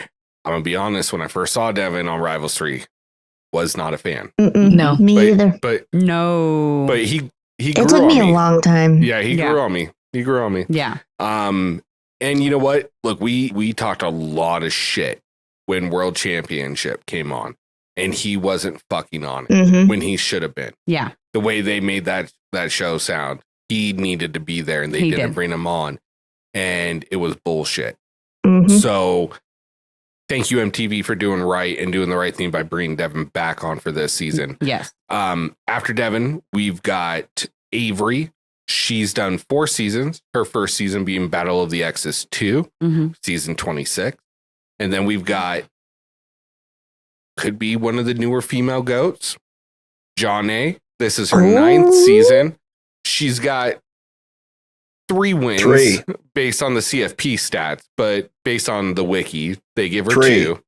Both of Oh, those coming because from of the- All Stars. mhm. Yeah, but we give her the 3rd because her and Kellyanne tied. So Number, but they only had the single win. Stupid. Solo winners are stupid. Solo winner seasons are stupid. now this Yeah. surprised me. Not the because winners themselves. Let's clarify that. I They're thought fine. this part kind of tripped me up a bit when I was doing my research, because I swore that John A. and Derek debuted on the same season, Mm-mm. but she debuted Oh, one season no. later on Rival, season 21. Mm-hmm. Hence why she's in era 3 when I feel like she's an era 2 player. You know Yeah. what I Yeah, mean? it does feel weird. Yeah, it does. Absolutely. Yeah. Also after John A, we've got the challenges Raging Cajun, Tony Reigns. This will be Tony his 8th. time. Oh yeah, Tony time. Tony time. Tony's back. So this will be his 8th season. He debuted on Battle of the Bloodlines, season 27. Then we've got, and I'm so fucking bad. I was so happy that he's unretired. And that's Roy Yep. Lee. This is going to be his 14th season, and he debuted on Rivals season 21. Yep. And then last, obviously not least, Drum we've roll. got Drum roll. the GOAT, Jordan Wisely, with 10 seasons. This will be his 10th season. Oh, so 4 happy. wins, and he debuted on Rivals 2, season 24. Wow. Dude. And what a debut. What a Ye- fucking debut. Uh-huh. Yeah. I mean, Wow. look, there's a quite a few heavy hitters in this one. I don't want to take anything away from Avery or, Amanda, but You can take away from Amanda. they're a little out of place in this lineup. I'm Yeah, just you going to can be do it. honest. Yeah. I mean, I know what they bring to the show, Yeah. but when you're putting them in the house against Tori, John A, fucking, and then I mean, on the but the other thing side, is that she's on the team with them. So that might Yeah. be the good thing. But she's still, what you're doing is you're putting her against Cara, Laurel, Emily, Mhm. Rachel, Nerys, Olivia, like all the people from Era Yeah. 4 that we're going to talk about in like 10 minutes. That's where it's fucked up.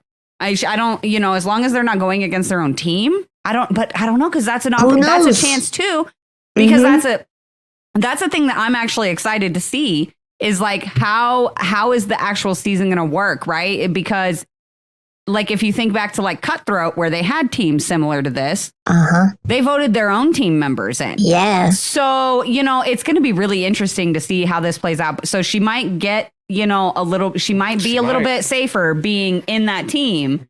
But Amanda is going to make a fucking comment to someone. And I'm not talking about Amanda. Okay. She's going to piss enough people off to get fucked immediately. I'm saying Avery, because she's good at making friends. Yep. And she's got decent endurance and she's smart, She's good. so like. And she made friends with like Derek on All Stars. So. Yeah. I mean, she's kind of a sleeper pick in this. And Yeah. I think Naya is a fucking huge sleeper on this. Yeah, I love she her. She just hasn't gotten the crack at as many seasons as a lot of these other girls have. Yeah. Yeah. Do I think she could be a GOAT? No, probably not. But I think she's a solid fucking competitor that can make it to a final almost every season she's on. Yeah. You know what I mean? I'm interested to see like how the women interact with each other on this team. Because I mean, aside from Janae, all of them have issues in the past. Like, Naya and Avery had a thing. Mm-hmm. Obviously, Tori and Amanda. Have their thing. I mean, poor Janae, but I think it's going to be interesting, but I don't know. I think that I don't think that Naya and Avery, I don't believe that Naya and Avery have any issues anymore, because I know that when we interviewed Naya, she talked for like 40 minutes about different people that she had issues with, that she like in an effort to like help like heal and clean up her life and stuff, that she had conversations and became friends, and like, that's how her and Jordan got back into touch and became cool and, whatever. And she said she did that with everybody all the way down to Sarah Rice. So, which was like a huge thing for her and Sarah to do, was to squash that beef. So I'm pretty sure she would have done it with Avery too. And if she hasn't, she probably did it right before 40. Like she's a different kind of, what did I miss? Katie and I are on the same wavelength. Ahsoka is like perfectly placed as your third. She's photobombing so hard. Look at her precious little angel face. Oh, she's sweet little angel baby. I think it's going to be interesting to see how Tori, Naya, and Janae and Jordan all interact with each other. Yeah. Because I don't think that's going to be an issue. I don't think it's going to be an issue. I want to see if they team up, because they all know each other and somewhat like each other. You know what I mean? It's like Charlie's Angels, but it's Jordan's Angels. Yeah, exactly. Because we know Tori and Jordan are in a much better place than they were on Ride or Dies. Yep. And we know that Naya and Jordan are in a good place. We know Naya and Tori are in a good place. They're friends. They're cordial. They get along with each other from what we've heard. And then we know Janae and Tori know each other. Yeah, and they're friends. That like they're fine, So. And the only one I think that's missing is the Janae and Naya connection. Yeah. But that's it. Which I don't think they'll have an issue. No. You know what I mean? Like it's been so long, and that's the thing. Like I keep seeing people talk. They're like, oh.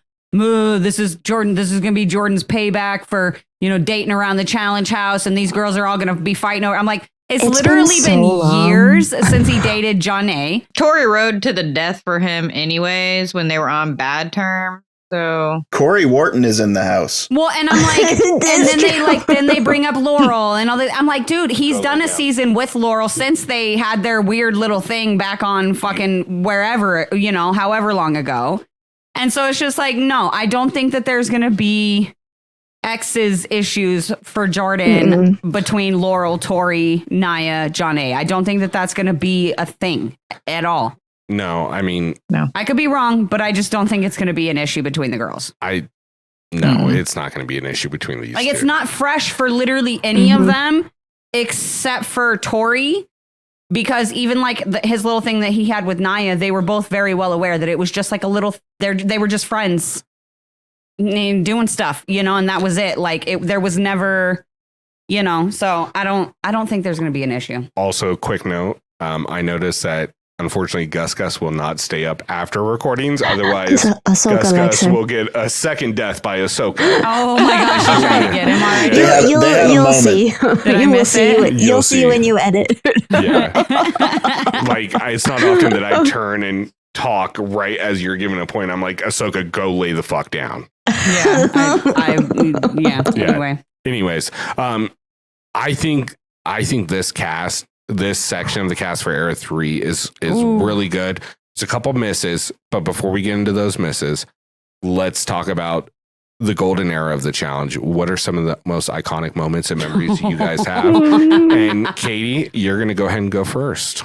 I have a really, I got a sad one, sad/happy, but in Battle of the Bloodlines when they did the tribute challenge for DM. Yeah. They had her sister come. Yeah, they had her sister and CT come, and It was really good. I went back and I found the quote, but TJ just said something really nice about her, and he said she approached everything in her life with bravery, courage, and determination, and that was in life and the challenge. And I'm like, she truly is someone I looked up to so much when I was younger, and I feel like I have always tried to emulate those things, and partly because of her. So it was just really, really sweet. And then they had the mention of Night in there too, and it's just really sad when we get to this stage where we start losing people.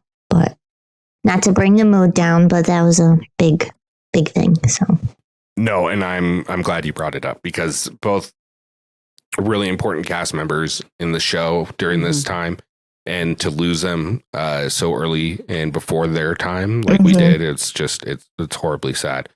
Tony, who do you got, or what do you got? Just because I don't think these are going to come up elsewhere, Battle of the Seasons, Big Easy absolutely ringing the bell with Wes's head. Nice. Nice, yes. After Wes talked a whole lot of shit. All that shit. And this is going to be weird coming from me, because I am probably the biggest Sarah Rice fan on our podcast, but John A. and Jasmine beating Sarah and I was Caitlin. like, that's not where I thought he was going with I it. thought you were going somewhere else. And I was about no. to drop dead on the floor right here. Fuck I was about to die of a heart attack if you said what I thought you were. I was like, You can rest assured that I will never use that as a positive. I'm just going to say, if he said that, he would have won. he would have won. It is not worth winning. Yeah, John A. and Jasmine absolutely beating Sarah and Caitlin in a challenge that should have gone to Sarah. They talk shit about so much. Once again. And Lynn lost. It very much kind of reminded me of, it was like the end of a kind of a story that you see, because Sarah had to deal with that with Katie on her first fucking challenge in that elimination, and then to turn around and for that. So just iconic and ironic at the same time. Yeah. Alexis, what do you got? Okay, so I realized I mentioned TJ a lot, but here is when TJ comes back after his accident, and that scene always gets me every single time. Absolutely. Yeah. Yeah. No, 100%. Tearjerker. Yeah. And I put Rivals in general. Like, I love the whole, I'm looking for a word. Words are hard. Just like the whole thing, the way that they structured the whole season, the fact that you have to be on a team with someone that you fucking hate. Like, it's just great television, great idea in general. Yeah. No, I love that. And then I realized that I had something in the wrong era, so I had to move it down. But I really thought it was up there. What was it? It had to do with Zach and Amanda. That happens later. But it's actually not. One. And I'm like, wait, that was way more recent than I thought. Yeah. Yeah. That's on the next one. Yeah. And I didn't put the iconic moment on my favorite moments because it felt wrong, but it is an iconic moment. And I was going to leave it for Katie to say. I just didn't say it because I got distracted, but it's on here. Yeah. Do you want me to say it? Nope, too late. Karina. Okay. You're not going to let Tony go? Tony already went. Tony did go. Huh? Yeah, he said Big Easy in the Hall Brawl against That's Wes. Right. Sarah versus John A. and Jasmine. Yeah. Katie went Bloodlines tribute to DM, and then Night. Mm-hmm. And then obviously Alexis, TJ coming back on Rivals one, and then just Rivals in general during this era. Yeah. All right. So, I mean, Someone's got to say it. The floor is yours. I've got like 3. Yeah, I've got another 3 that I'll bring up if nobody mentions. First and absolutely foremost, I can't just skip this fucking moment. Choo Choo, I wore the shirt for a reason. Choo Choo motherfucker. And CT on Rivals 1. How do you beat that? Hell Absolutely fucking amazing. My second one, and this is really, really like it's like I don't know which one, because this is really difficult for me, because I think that I know that there's some that I'm leaving for Rick, because I think I know what he's going to say. So I'm going to just leave some of those alone. But like CT winning, getting his win on Rivals 2 with Wes, and then alongside Paula and Emily, just, absolutely amazing. But it's really hard to not say Jordan crashing on Dirty 30 and then fucking winning. Yeah. Like, it's so hard to not say that one, because when you fucking crash land and injure yourself the way that Jordan injured himself, and then go on to beat CT, beat Derek Kaczynski in a long distance, hard as fuck final. Like, how is that not the most iconic thing that happened in that era? Like, it's so hard for me to pick. And there's even more. Like, there's a lot. Yeah, I'm gonna let you go, and then we'll bring up a few more. But so, just because nobody brought up, and easily the second most iconic thing that's ever happened on the challenge behind Banana's backpack is Bananas taking the money from Sarah. Yeah. I'm not going to lie. I would not be sitting here doing this show right now if it wasn't for that moment. Yeah. That is the only thing that brought me back into the challenge when I was first seeing Karina, and I was at her house watching it. So to me, the fact that I know people were trying to save it for other people and all of that. I was saving it for you. It's the second most iconic. I just didn't want to say that it's my favorite. It's not my favorite, but it's fucking iconic. It might not be my favorite, but it is the most iconic moment that happened outside of maybe X's 2 with CT India. Yeah. And as sad and terrible of a moment it is still the ending to the longest love story in the challenge, with 2 of the biggest stars.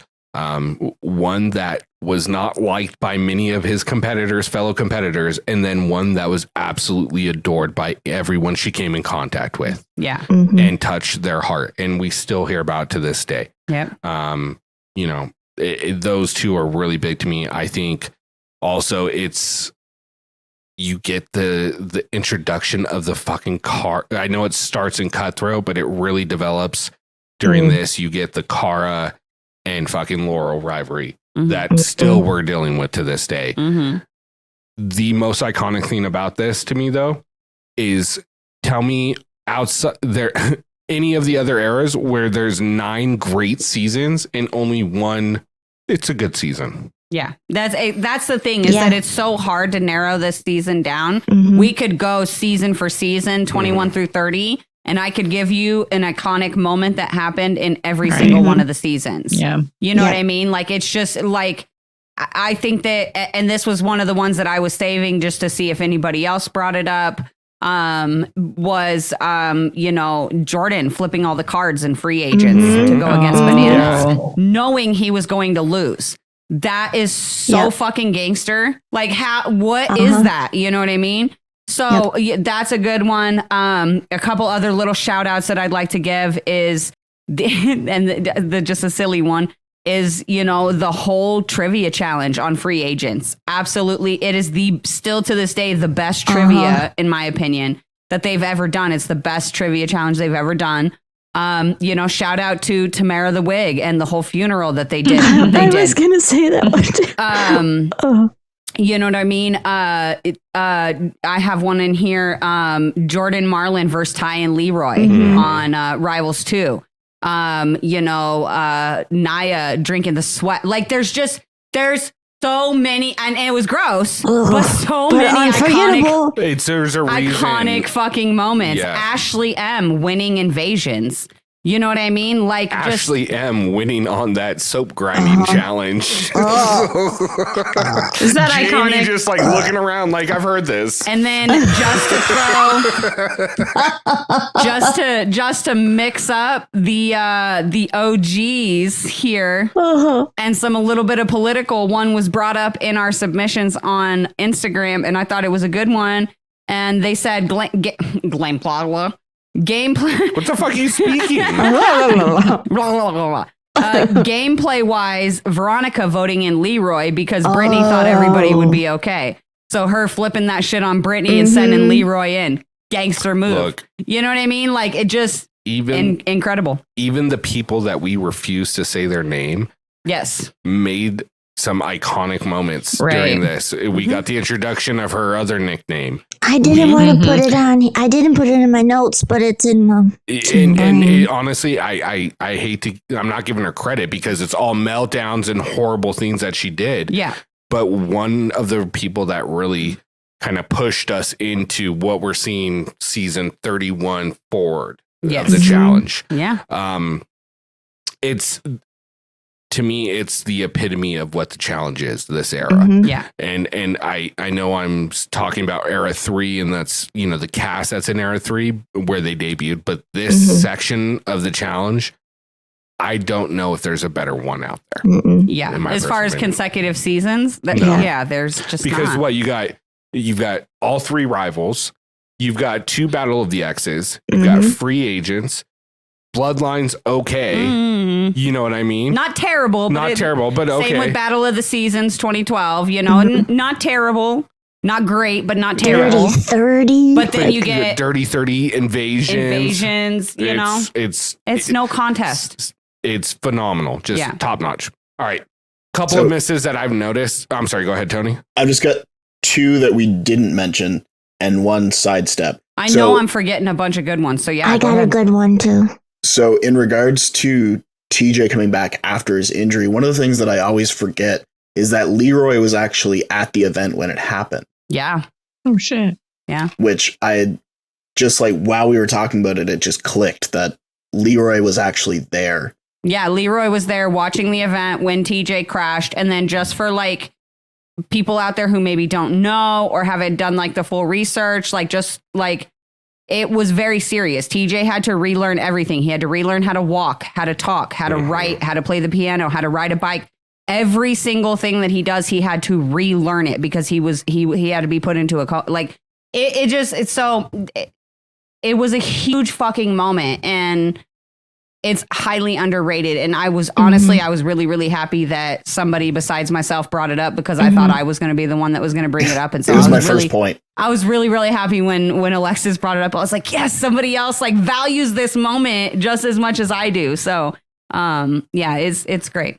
I think it's also, go ahead. No, go for it. I was going to say it's where you start seeing the relationship with TJ and the cast build dramatically more. Yeah.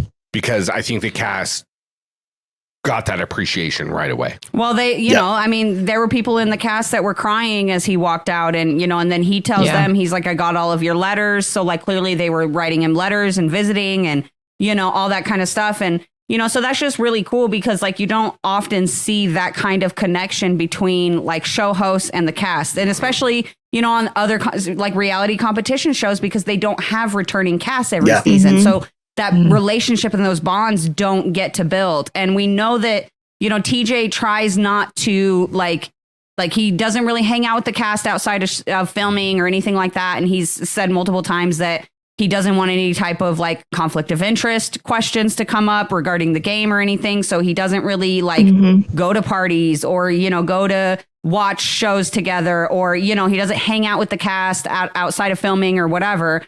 And, and I appreciate that about TJ. But he's still, even with those rules that he's given himself, he's still able to have bonds and relationships with these people. And it's just, it's weird how he's able to do that. Like he bonds with them on the show. It's just, I don't know. It's weird. Yeah, no, I agree. And look, we have, I think it'll come up. TJ will be a reoccurring theme as we get into this last era too. Oh yeah. Yep. And I still have. Oh, sorry. Go ahead. I still have 2. Yeah. So one of them, just basically a straight up shout out to both Cook and Marlon.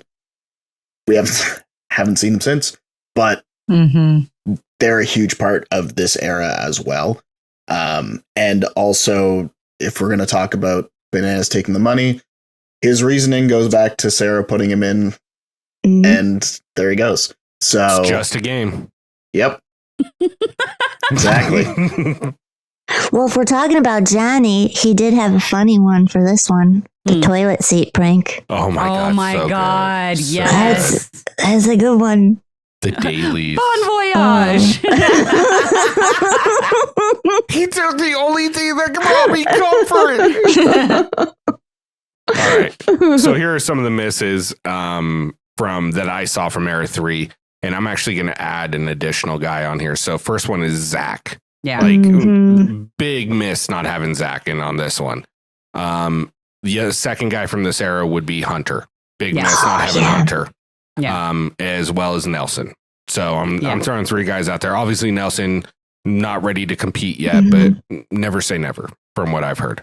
And then the biggest miss I think on the women's throughout all four eras is Millionaire Mitchell. Yeah. How do you? Where the fuck is Millionaire Mitchell? Yeah.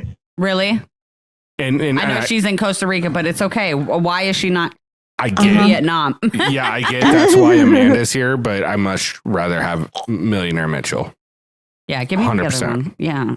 I like actually kind of miss hearing her voice and her antics. I miss her, honestly. She's just she's on the level to me of a Bananas and CT of understanding that they're making a show and that she is going to add to it.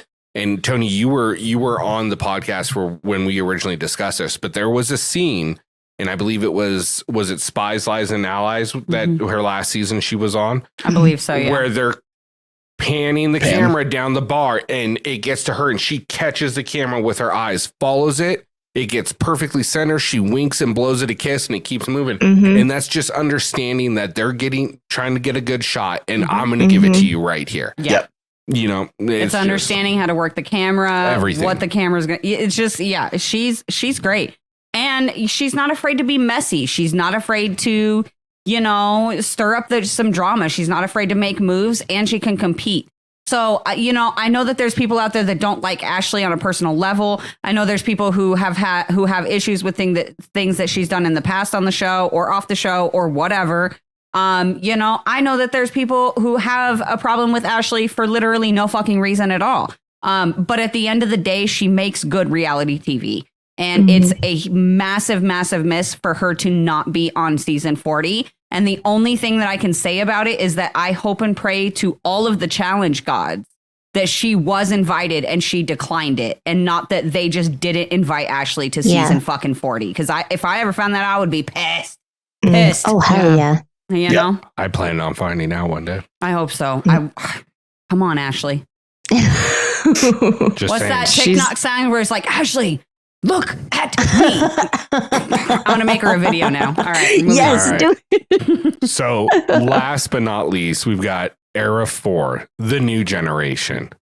And this is seasons 31 through 39. I'm going to just kind of roll through these ones pretty fast. There's one person in here that I'm going to give us a little bit more attention, but I'm going to save that person for last. Cool. Up first, we got Horacio. No surprise. This will be his third season, has made a huge impact his first two seasons. Obviously debuted on Ride or Die season 38. Josh Martinez, 7 seasons, debuted on War of the Worlds, the first one, season 33. I mean, Josh doesn't really need much of an introduction. You know what he does. Yeah. He's going to keep the show moving. We know that for a fact. Yeah, he's gonna keep the show moving one way or the other. That's a nice way to say it. Well, if you don't believe that, go watch Big Brother, because that shit started getting stagnant until Josh hit it. So just putting that out there. Up next, we got Paulie. Paulie's back on the flagship after his brief stint on USA 2. Yeah. This will be Paulie's 5th season, and he debuted on Final Reckoning season 32. And we get the Paulie Cara connection back. Could I just say something? I didn't really quick? want that on my screen, though. No, but can I say something really quick that's going to change all of your minds? I don't know. They're on different teams and they have to compete against each other. Mhm. This is true. This is exactly what I asked for. When they both disappeared on War of the Worlds 2, I was like, the only way I would want to see them back together on the same season is if they were on separate teams and they had to compete against each other. And if they were on teams with people who don't like the other. Yeah. And it's all true. And so it's going to be really fucking interesting to watch Kara try to fight the rest of her team to keep Polly out and vice versa. Oh, I didn't think about this. Yeah. Polly's with people who are not going to want to run against Kara. No. And Kara is with people who don't like Polly. So... Oh, shit. It's going to be fucking interesting. It's going to be so this messy. This is the only reason I am not upset that Kara and Polly are on the same season together. Because even if they want to work together, people are not going to let them pull War of the Worlds 2 again. This cast is too big and too powerful for even if they were to work together. You're telling me that a combined effort of CT, Laurel, Bananas, Emily, Darrell, Josh, all these people, Tori, Jordan, literally all the people who fucking don't. But then again, maybe not, because we saw that same fucking scene on War of the Worlds 2 and they fucking ran that season. So maybe you're right on that. Okay, up next we get a guy that I'm really excited to see back, and that's Theo from War of the Worlds 1, season 33, and this will be his 4th season. Glad to see him back on the flagship. And then this is like the newest of the new. We've got Kylan Young. This is going to be his 3rd season. Yes, we count Challenge USA as a season, so fuck off. Fuck off. But he had an at Biodomer on Instagram. Bingo bongo. He had an outstanding season on Battle for a New Champion. I almost said just champ, but I want to make sure I got it right, which was season 39. Yeah. I guess we say his rookie season was USA 1, but it doesn't have a season number. So there you go. 1/USA. There we go. After that, we've got Nerys back for her 3rd season. Obviously, Ride or Dies was her first one. And then we've got her frenemy, shall we say, Olivia, back for her 3rd season. Nice. Ride or Dies as well was her first one. And then we got Michelle. Look, Michelle's fucking becoming a mainstay. She debuted on season 37. We're literally 3 seasons past that, and she's already done 5. Yeah. That's wild. Wasn't there also a point where she had to leave a season of something to go film, and like she had to leave a season to go to another season, like back to back to back? She left USA and went right into, World Champion right into USA 2. Yeah. Like 3 weeks difference between. She did. Yeah. World Championship into 39 Battle of a New Champion. Oh, okay. And then she was on the promotional material. So you're like, oh, well, I guess Michelle doesn't win this one because she's on Battle for a New Champ. So obviously she doesn't win USA 2 because. Yeah. Which was like a borderline raw deal, because like there are other people who could have been on 39 and they weren't because they were on that season. Whereas she was like, yeah, you guys, you can come. Yeah. Look, majority of the people I kind of named in section or in era 3, like Corey, Avery, Tony, Leroy, all would have been really good fits. Even Amanda for Battle for a New Champion over than. But anyways. Yeah. Moving on. Michelle, she has more than earned her spot in my personal opinion. She has made it very interesting every season she's on. Yeah. I'm excited to see her on this large of a cast with 2 people that referred to her as purple shirt and orange jacket. Look, and here's her new boo.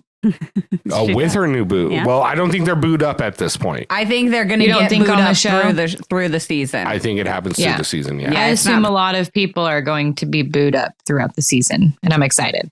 And maybe unbooed. They might even get tattoos. Yeah. Who knows? Tat-booed. They might get tattoos. No, honestly, I think again, this is another like situation where it's like, I know not everybody likes Michelle, but she's great for TV. Yeah. And I think that's important to remember is like people think like because you don't like someone that means they're not good for TV or whatever. But honestly, for Just me, means you have bad taste. if somebody can make me either really love them or really not love them, they're good on TV. You know what I mean? 100%. They're good. They're good. Then there's people who just don't make you feel shit. Those are that don't make you feel nothing. They're just there. Those are the people that aren't good for TV. Okay, but whether you like them or not, if they're causing something, then they're good. They're good on the TV. Like I don't understand when people are like, I don't like Michelle. She's bad for the show. Why? Because you don't like her? Like it's just so weird. I don't understand. I guess you can watch something else. Like I just don't get it. It goes back to Please someone explain it to in someone in era 3, right? Like Amanda.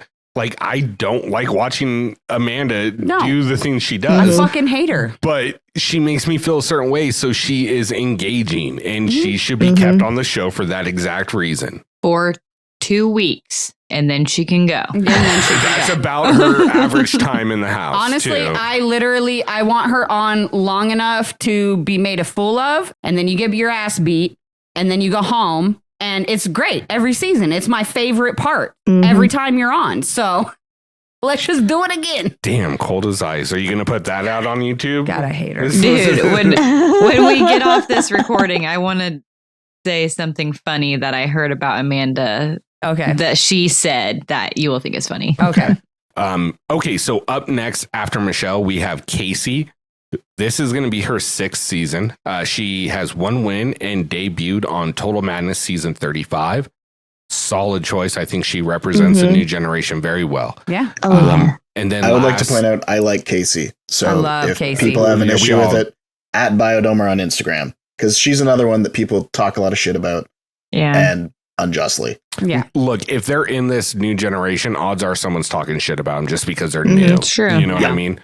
Haters. Last but not least, and look, thank you, Challenge, for getting your head out of your ass and not making her a fucking alternate. Fucking finally. But we've got Jenny fucking West back. Yeah. This will be So Jenny's unbelievably only her 3rd fucking season after she won her 2nd season. It's crazy. Yeah. Jesus. Which was, of course, Total Madness, where she even beat all the fucking guys to the finish Yep. line, including the GOAT, one of the GOATs, I should say. Yeah. Anyways, she debuted on War of the Worlds 2, season 34. It's about fucking time. And look, this is what really made me love this season is once I saw that cast of the women and I'm going through and I see Rachel Robinson, Anissa, Jody. And I'm like, okay. And then we get to era 2 and I see Emily, Laurel, Cara. I'm like, oh, fuck. And then we get to era fucking 3 and you get Tori, John A. I'm like, oh, shit. Okay, this is getting good. And then you get Casey.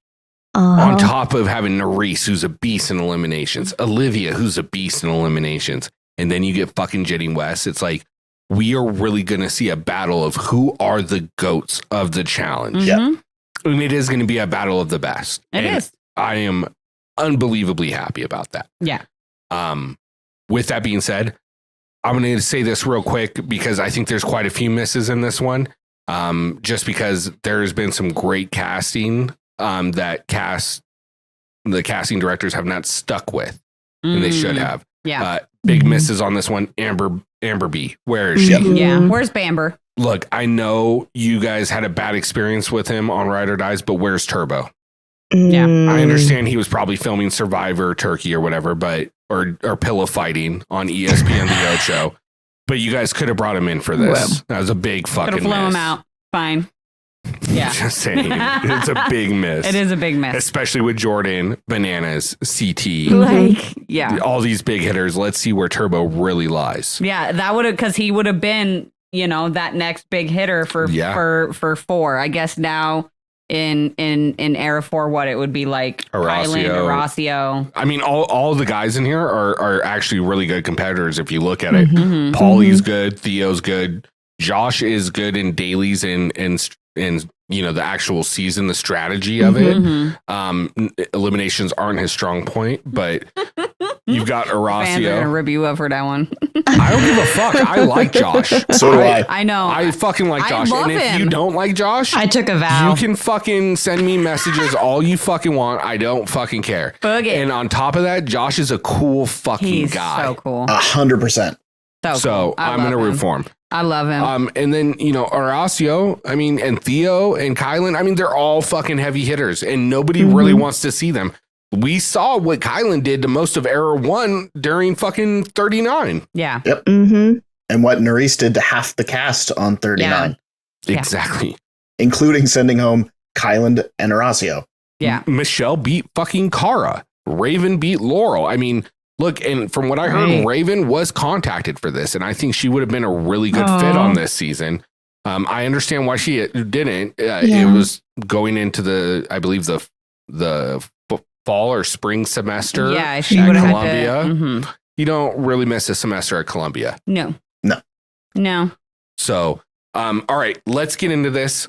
Let's hear about some of your guys' favorite memories and moments in these most recent seasons. I feel like we're going to get a lot more of the memories and moments here because it's recency bias. But Katie, you wanna start off? I do. I don't know where to start though. I have so many. Well, pick two. Okay, I think I'm starting with Joss and DK's pole wrestle or whatever it was called. That elimination Oh, damn. is burned into my brain fuck. forever. Like it was one. It's like a train wreck. You're like, I can't look away. I don't know if I want to watch. Just didn't know what DK was about to bring. Like he still won, Yeah. but DK, like he didn't have to do what he did. He just was brought in for a mercenary. Like he didn't win anything. Yeah, exactly. And for him to put that performance in and like go that all out is still going to be just epic in my book 100%. forever. And then I feel like my next one is going to be a mushy one. And I know it didn't age well, but Jordan proposing to Tori. Aww. I feel like it was a big thing on the show. It was a big storyline. It has Yeah. affected the show like forever now. And it was after he won an elimination. He is such a cocky motherfucker that he was like, I'm going to do it with this ring in my pocket because I know I'm going to win. Mhm. And that's why I love him. Yep. Agreed, 100%. Alexis, what do you got? Okay, so my first is going back to talking about Ashley taking the money from Hunter. Oh, yeah. Not that it was my favorite moment, but it was pretty fucking epic. And honestly, it might have been one of my favorites because I just love how she was like, you fucking called me a slut. You called my family this. You told me. And honestly, he fucking did. Hey, I Yeah. love that Look, shit. yeah. Sorry. And I bet he didn't talk to anybody like that afterwards. I bet he 'cause- did. I hope he didn't, but he probably did. Bananas might have started that and made it a possibility for this to ever happen, but Ashley damn near perfected the way she did that shit. Yeah. So, Yeah. I can't And it argue was with warranted. that one. Yeah, super warranted. Yeah. What's your second one? Okay, actually, I have 3 Oh, you got to pick for one. this. You're fired. You got to pick one. Shoot. Save Yeah. the other one for your honorable mention. Yeah. Okay, well, so Amanda and Zach having to end up going into elimination Yes. after they couldn't That fucking was come to an fire. agreement. Dude, and Because- Zach's fucking nose when he broke his nose Oh. on the thingy, on the little thing. Yeah, I Oh. love that. I love that one. Oh, All right, Tony, what's your 2? This is hard because I came into the show at 35. And then, so like I have got a couple from Total Madness. I'm going to jump around and I'm going to use one from Total Madness. No, I'm not. So, like, everybody would expect me to go with Jay beating CT. mm-hmm. But in reality, to me, the better elimination, the more iconic moment is actually Jay and Leroy. Because that they was had a to really use good one. so much slow motion Yeah. because it was over so fast. Yeah. And TJ even said, like, nobody beats Leroy at this, but nobody else beats Jay at this. Yeah. Mhm, And like that was a testament to both of their ability. mhm. And TJ acknowledging that. And then because it's me, I'm going to go with Tony voting bananas in Woo! on Vendettas. That is a good one. It is. That is a Yeah. good one. Yeah, that was Along a real with- good one. Along with, I'm sorry, Nelson, but you're going to have to stay here a little bit longer. That's good. Yeah. That's good. Yeah. Karina, what do you got? All right. So my first one is, in my opinion, like possibly the most iconic moment to ever come out of this era, and maybe even some of the other ones, is Jordan versus Josh. Tug of war. That was my honorable mention. I cannot think about this era without thinking about that elimination. And I know people are like, Josh sucks. Jordan was supposed to be. No, Jordan has one fucking hand. He was not supposed to be a fully grown 220 pound, 6 foot fucking 2 giant ass man at tug of war. Jordan was never supposed to win that elimination ever. And the fact that he pulled it off with such finesse that he won every single round. Josh didn't take a single fucking round from him. I just no. Okay, I can't get into it. Anyway, moving on. I gotta move on because otherwise I will sit here and obsess over it. Amazing. My second one is just a little funny one. Because I can't forget it. But CT with the shoe right in Wes's face. And TJ's laugh. Right in Wes's face. And TJ's laugh on it. Like it just, absolutely incredible. I'm not mad about that. I am mad that not one of you guys said Tori versus Jenny West. I was saving it for you. It's on my list of. It's a big list. I have such a big list on here. To me, that is arguably the most iconic elimination of this era for the women. I don't see one that's more important to either one of their stories, because the whole next season was Jenny trying to prove that she was ready. Yep. And it was a big deal that she went to a hall brawl with another girl. I think it was D. It was D. Yeah. I have that on here too. Who won the previous season that Jenny felt like she should have won. Yeah. It basically put every girl on notice in in War of the Worlds 2 that thought Tori was just riding Jordan's coattails. Yeah. That she was the real fucking deal and she could take out any one of them in that house. Yep. She's the real deal. Dude, we're gonna have to. It also ignited the Kara Tori rivalry as we know it. Yeah. So that's a huge one for me. And then, God, it's hard to argue with some of these ones that you guys have. But I'm going to go with 2 different eliminations. Both have the same person in each of them.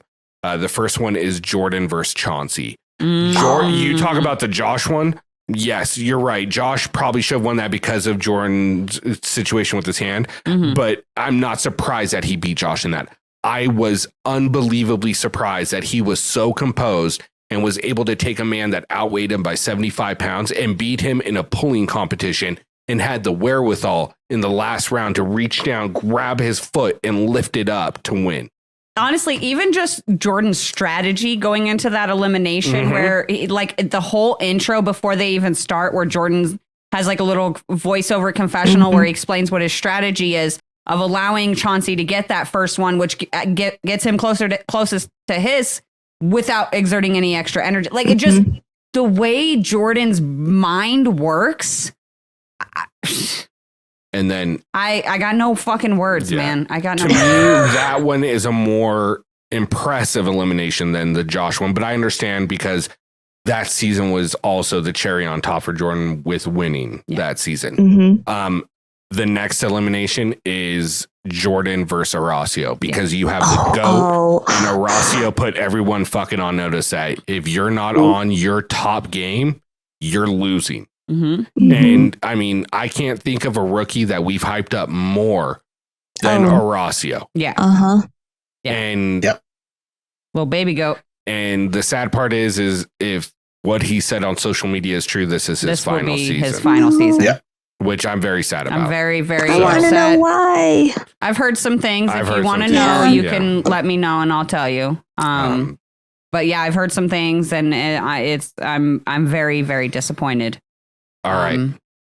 So, sorry, do we want to do honorable mention moments really quick? Do some honorable mentions, and then I'm going to ask you one final question afterwards. You guys have a couple extra you want to get out there? Okay, what's your honorable mentions?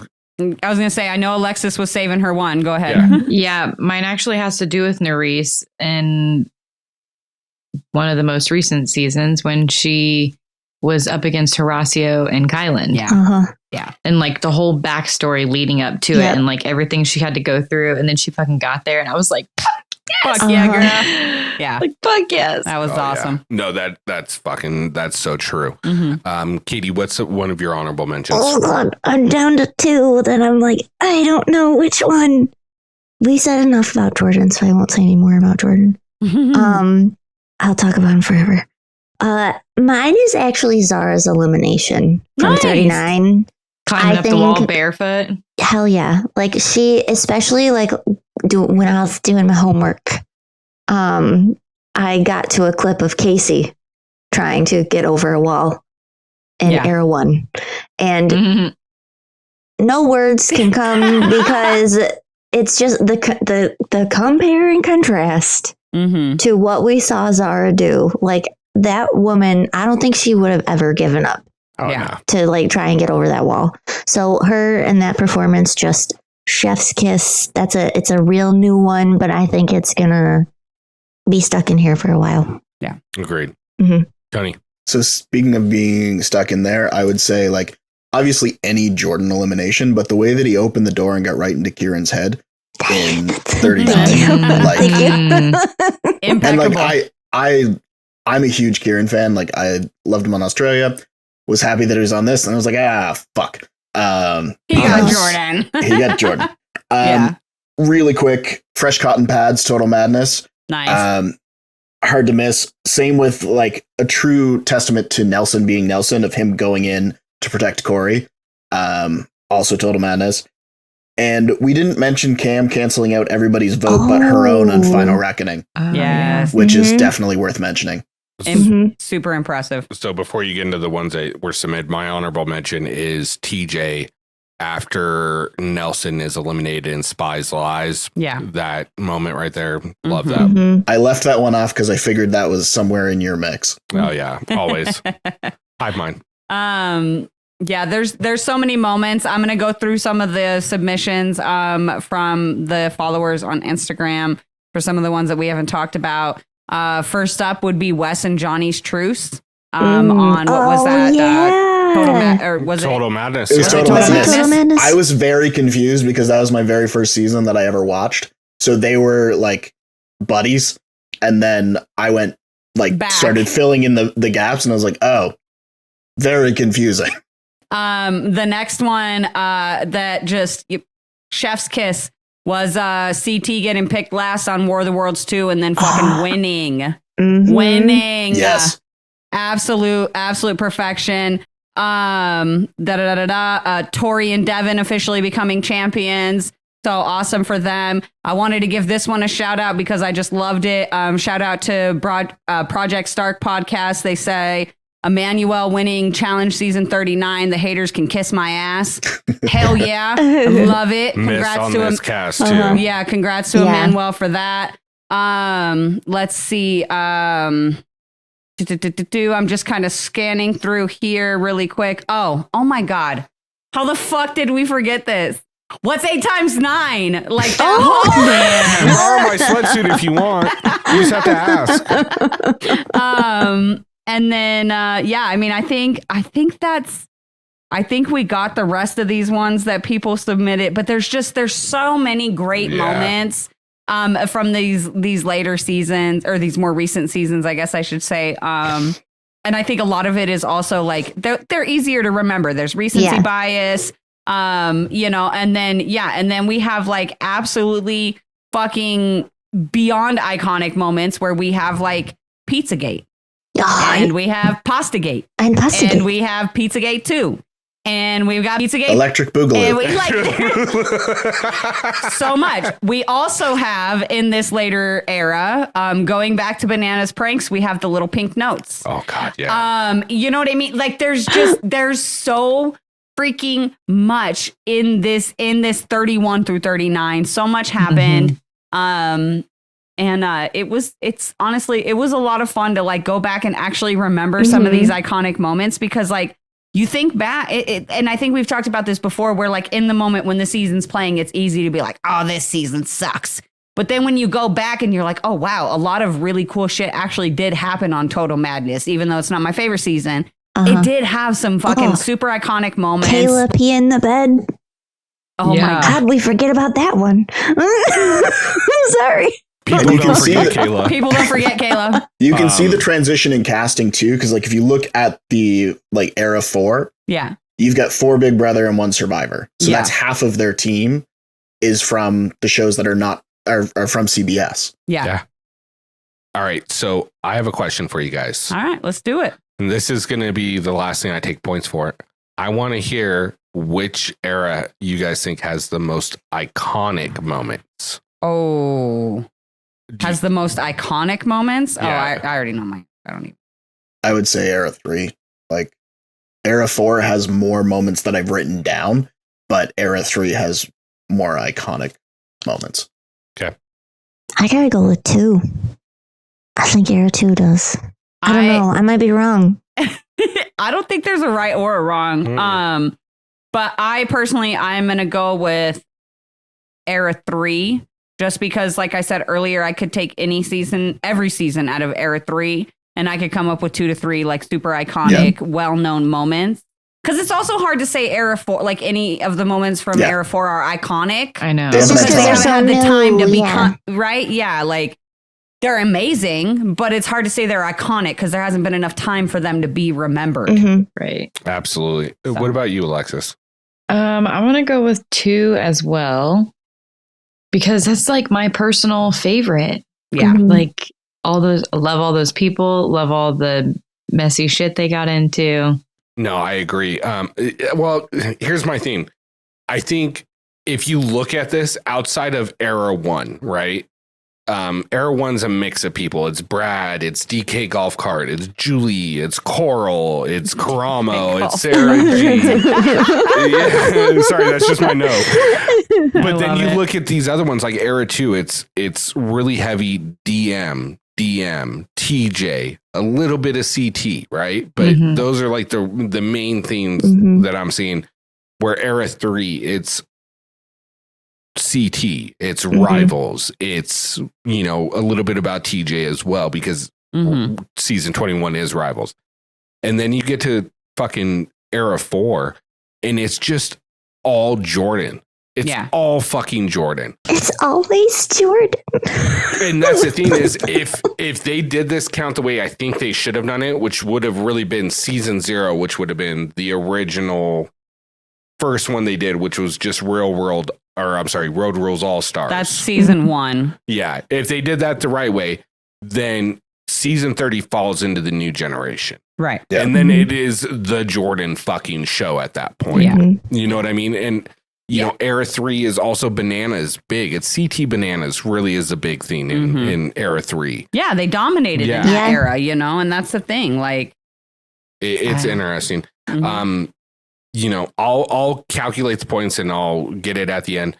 But before we do that, and before we let everyone go, I want to go around the round table, and get your guys' prediction for a male and a female winner. Oh, shit, dude. I gotta go. How am I supposed to predict that? Honestly, this is like the most difficult prediction thing that I've ever fucking done. So I've literally just taken it down to my absolute favorites, and that's who I'm picking, and I don't care. Yeah. Who I want to win is not going to, but I would like. I would like for Corey Wharton to win. Oh, that would be Or, yeah. Or Leroy. Probably not gonna happen. I don't know. I don't know what I'm gonna do. I was gonna say, what are you gonna do? Because you got bananas on here, you got Jordan on here. I don't know. Who are you gonna pick? I'm not okay.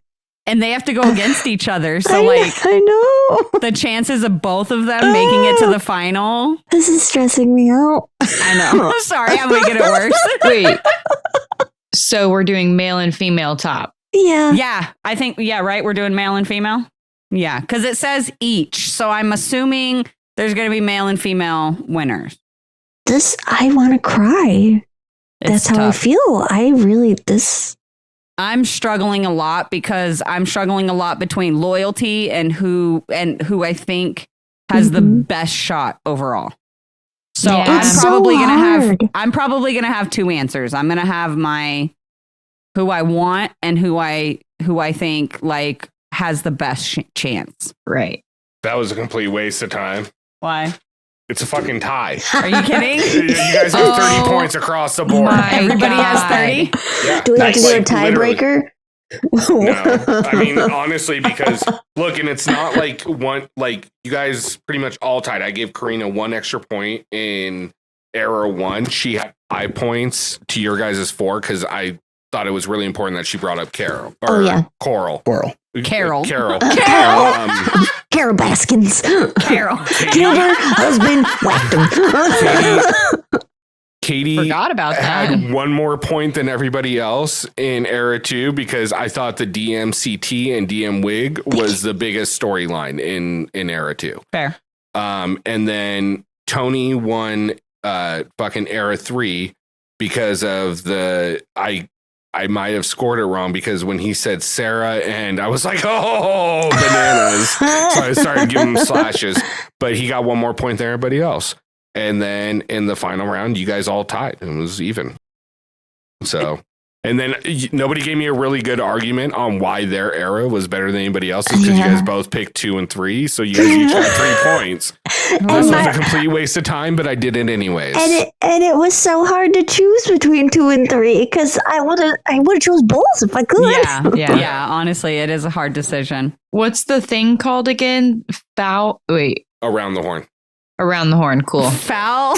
I was like, foul what? Not like a foul Well, you ball, said but like the you bird. said sports, and I'm like, I gotta tell Sam in the morning. Yeah, I was gonna say it's a bird podcast now. Just foul. I like birds. Okay. All right. Now Predictions. Winner predictions? Yeah, I'm going to go first, honestly, because I've let everybody else go first all night, and I have not. Okay. So Yeah, you go first. I ride hard for the people I like, and so I think Jordan wins, and I think for the women, it's a toss-up between like 3 girls, but I don't want to sound super biased and say Jordan and Tori, so I'm going to say Jordan and Jenny West. Hive mind. Could you imagine if Jordan and Tori actually won together, though? That would be God, nuts. it's so fucking hilarious. They would actually be a great team, honestly. Hell yeah. To be honest. Yeah. So They can't be doing team shit like that anymore. Yeah. Well, Tony, I feel like you're on the same page, but who's your pick? Jordan and Jenny West. Fantastic. All right. that was my pick. All right. Well, I'm glad we're on the same page on this one. I like it. Katie, who you got? Oh, I think I'm gonna throw up.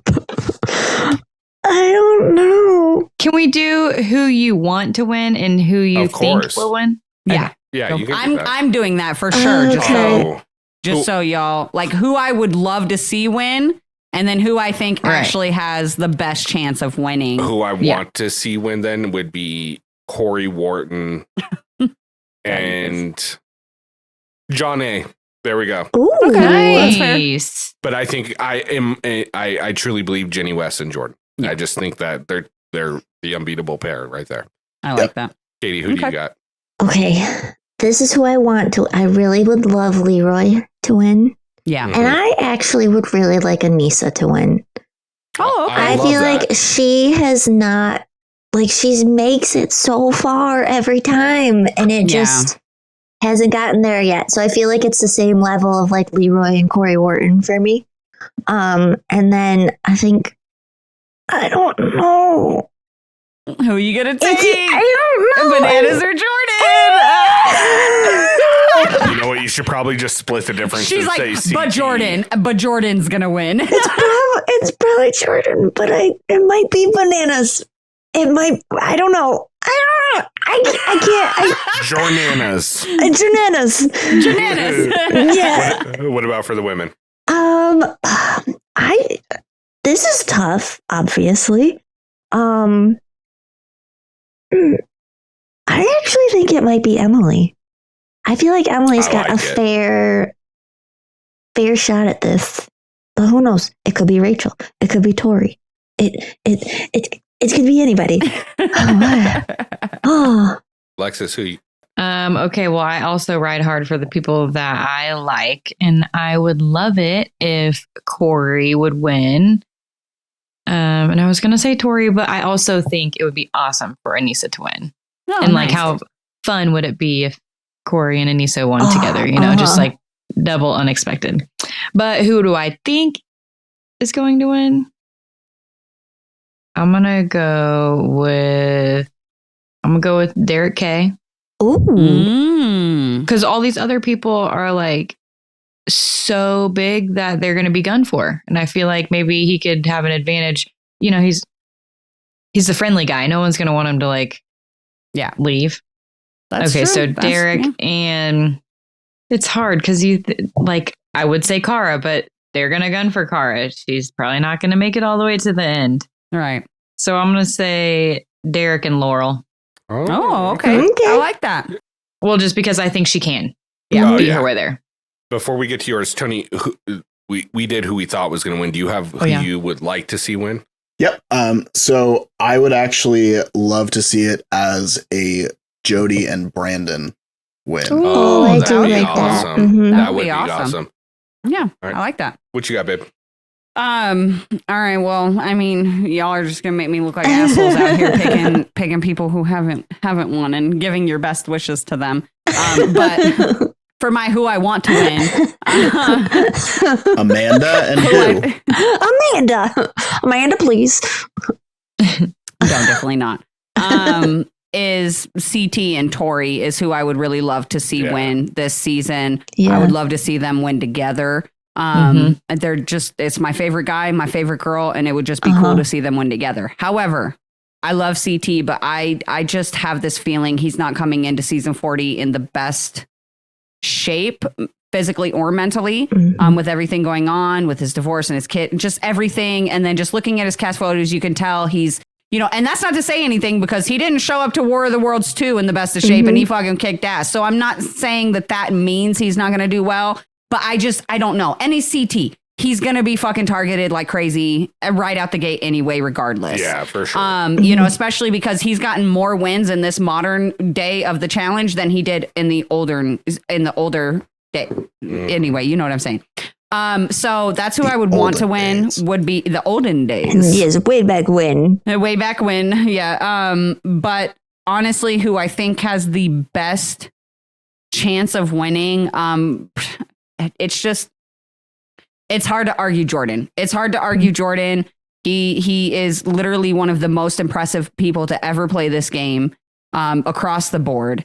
He has better stats than literally any person, and that includes Bananas and NCT. So it's really, really hard to not go with Jordan. So I'm gonna go with Jordan. And then for my girl, it's a big toss up. I'm tempted to go with Jenny West, but I'm gonna stick loyal to Emily. I've been waiting for her to come back, and she's always been right at the top of my list, right next to Laurel. I feel like Laurel is gonna get heavily targeted because of All Stars 4. Yep. So I am gonna go with Emily on this one, and I'm gonna say I think the people who have the best chance of winning this season is Jordan and Emily Schramm. You know what? So. Oh, God, I gotta send an honorable mention to Rachel Robinson. Yeah, last time she was on a flagship, she won. Yeah, she proves that she's still fucking a beast. So you know, shout out to Rachel. I think she's got a real. She does. She really does. She got screwed on a fucking star throwing bullshit elimination on All Stars, and you know, it didn't work out. But I would really love to see Rachel make it like. Really further, make it to through a final season, make it to the final. I want to see her run a final again. We haven't seen her do that since Duel 2, you know? So, well, and I mean, this is the first time that I've looked at a cast and I can see 35 different people having a path to victory. Yeah, exactly. Which you don't see that often. So I find that we literally not a clue.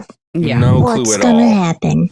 Also, if I were saying who I want to win just so like to shut people up, I would love to see Casey and Josh win just because the challenge, not this challenge fandom, but the challenge fandom would just like implode. Oh, and it would be kind of fun to watch. Yeah, they would lose their shit. Yeah. Also, I forgot to mention it. Some Era 4 misses that I forgot earlier. Fessy. I think Fessy's a big 100%. miss. Fair. Big fucking miss. So That's shout fair. out to Challenge Historian on that one. That's fair. And then, Also, Era 2. We were missing an MJ. yeah, MJ would be big.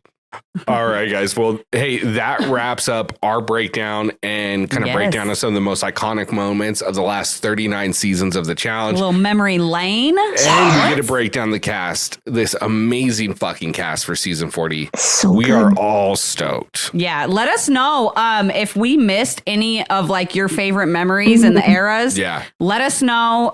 Send us a message on Instagram, comment down below on YouTube, you know, wherever, however you you keep contact with us. I can't talk tonight, guys. It's been a few weeks since we've been here on the mic, but yeah, shaking let the us rust know. off. Like if we forgot anything important, anything iconic, make sure I'm you sure let we us know in the did. comments. Oh, yeah. I know we did. I have a ton on my own list. We just didn't have time. We'll have to do part 2. Well, the thing is like I had one of those moments earlier where I was sitting there thinking, and I was like, just running through files. As you guys were saying things. I was Yeah, like, and it was like 30 things would come to my head, and then we sit down at the mic, and it's like every single one of them disappeared, and I was like, oh, I should have written these down, but I didn't because I was like, oh, I got this. It's locked in.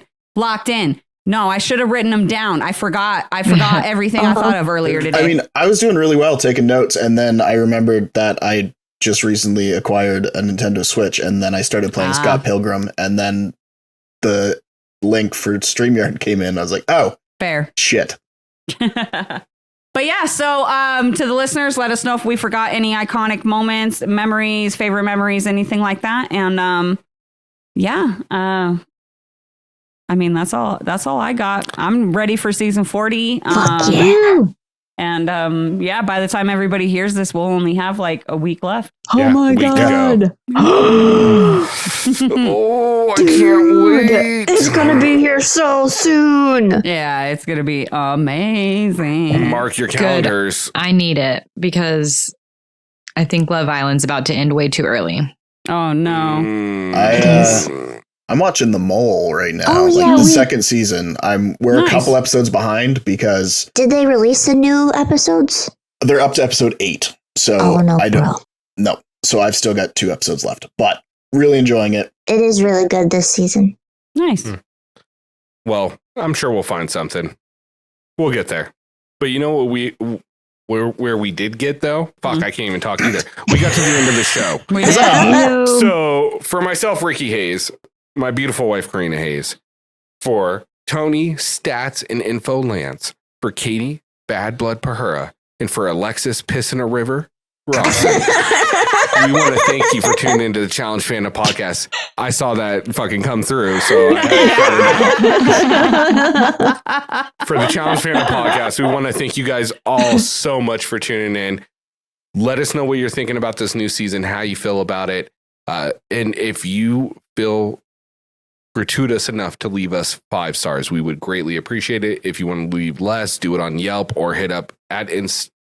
At Instagram on Biodomer. There we go. We're a little rusty, but we're ready for season 40. Let's go. I'm out.